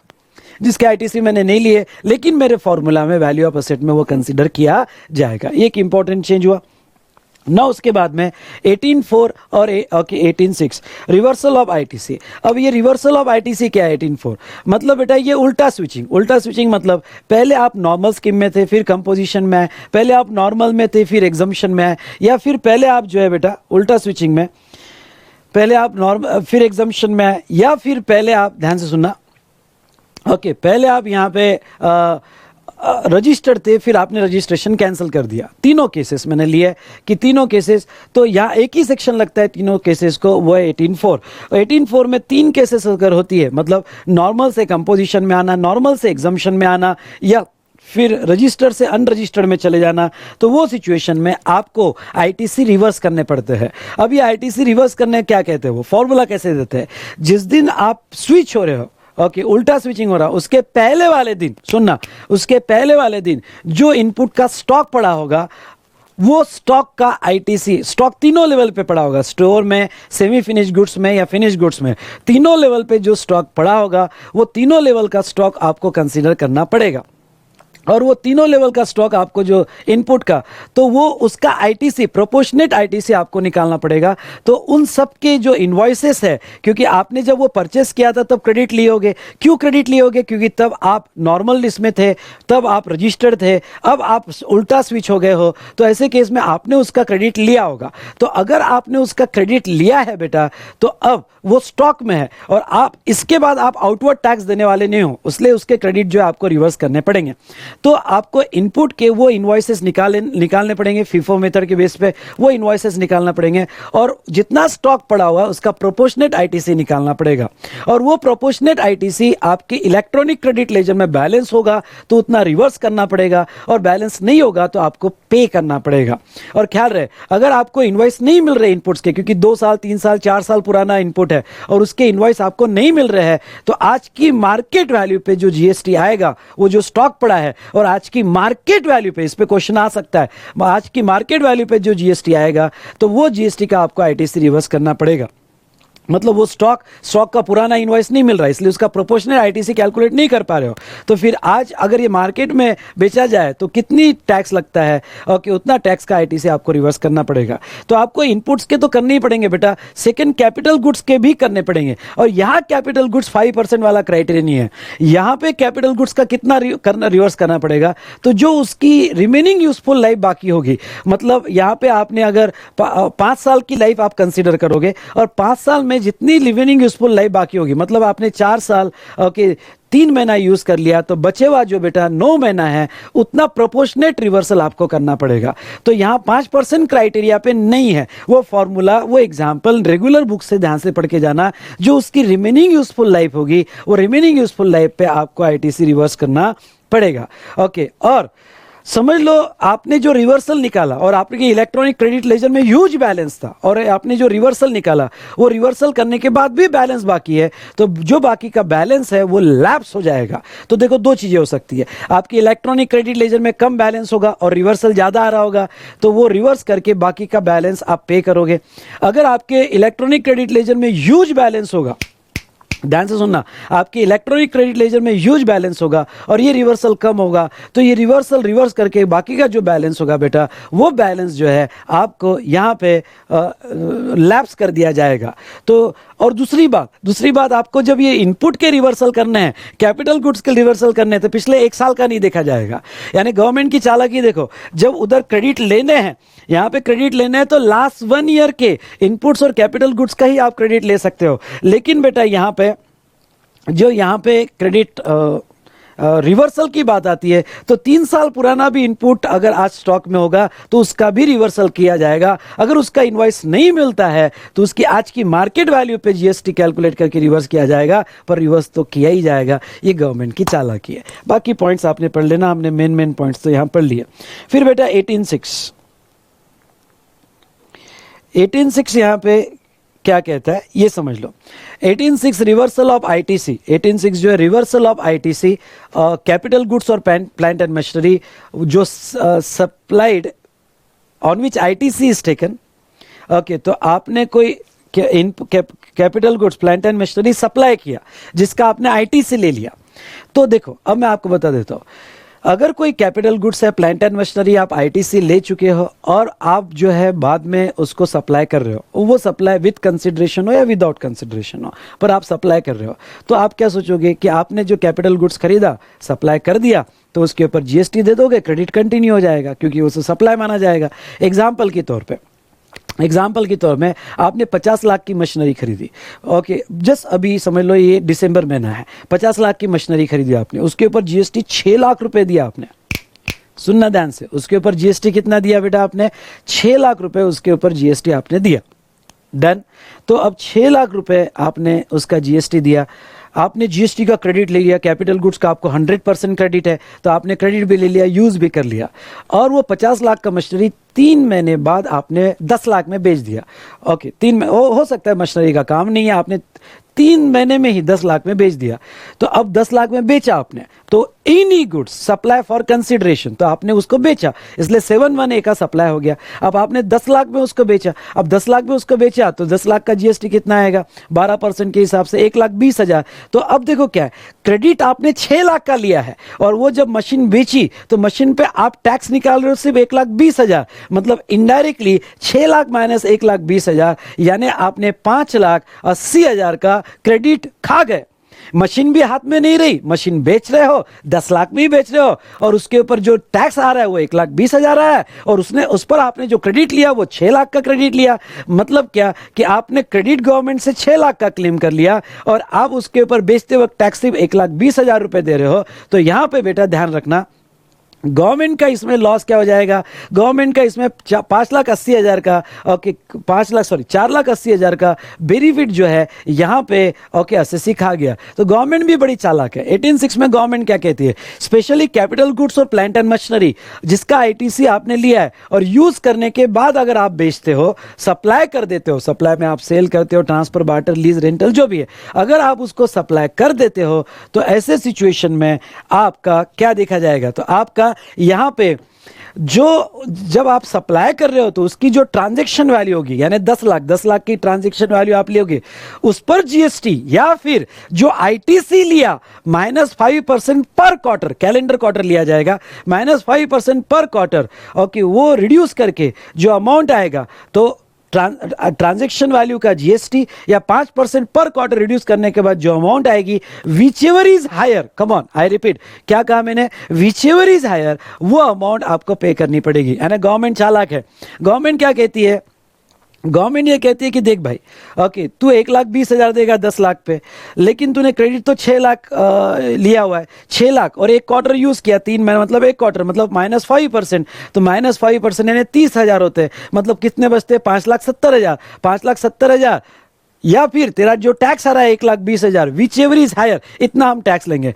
क्योंकि बेटा तू 10 लाख में बेच रहा है, तू लॉस बेयर कर रहा है। अब तू लॉस बेयर कर रहा है, उसका लॉस गवर्नमेंट क्यों बेयर करे? तो गवर्नमेंट, यहां ध्यान में रखना, गवर्नमेंट लेगी ओके जो तुम्हारी ट्रांजेक्शन वैल्यू थी बेचते टाइम, उसका जीएसटी या 5% पर क्वार्टर आईटी से रिड्यूस करके विच एवर इज हायर जो होगा, वो विच एवर इज हायर जो है वो आपसे पे करवाएगी। पर ये कंसेप्ट मोल, डाइस, जिग्स और फिक्सर्स को अप्लीकेबल नहीं है। अब मोल, डाइस, जिग्स और फिक्सर्स को अप्लीकेबल नहीं है मतलब क्या? मतलब बेटा यहां पे ओके मोल, डाइस, जिग्स और फिक्सर्स आप अगर बेचते हो तो उसकी जितनी ट्रांजैक्शन वैल्यू होगी बेचते वक्त ओके उस पर ही ओके जीएसटी लिया जाएगा। Is it clear? तो ये था कंसेप्ट यहाँ पे ओके सेक्शन 18 का। बेटा इस बार 18 पे क्वेश्चन आने के चांसेस है, अच्छा से पढ़ के जाना है।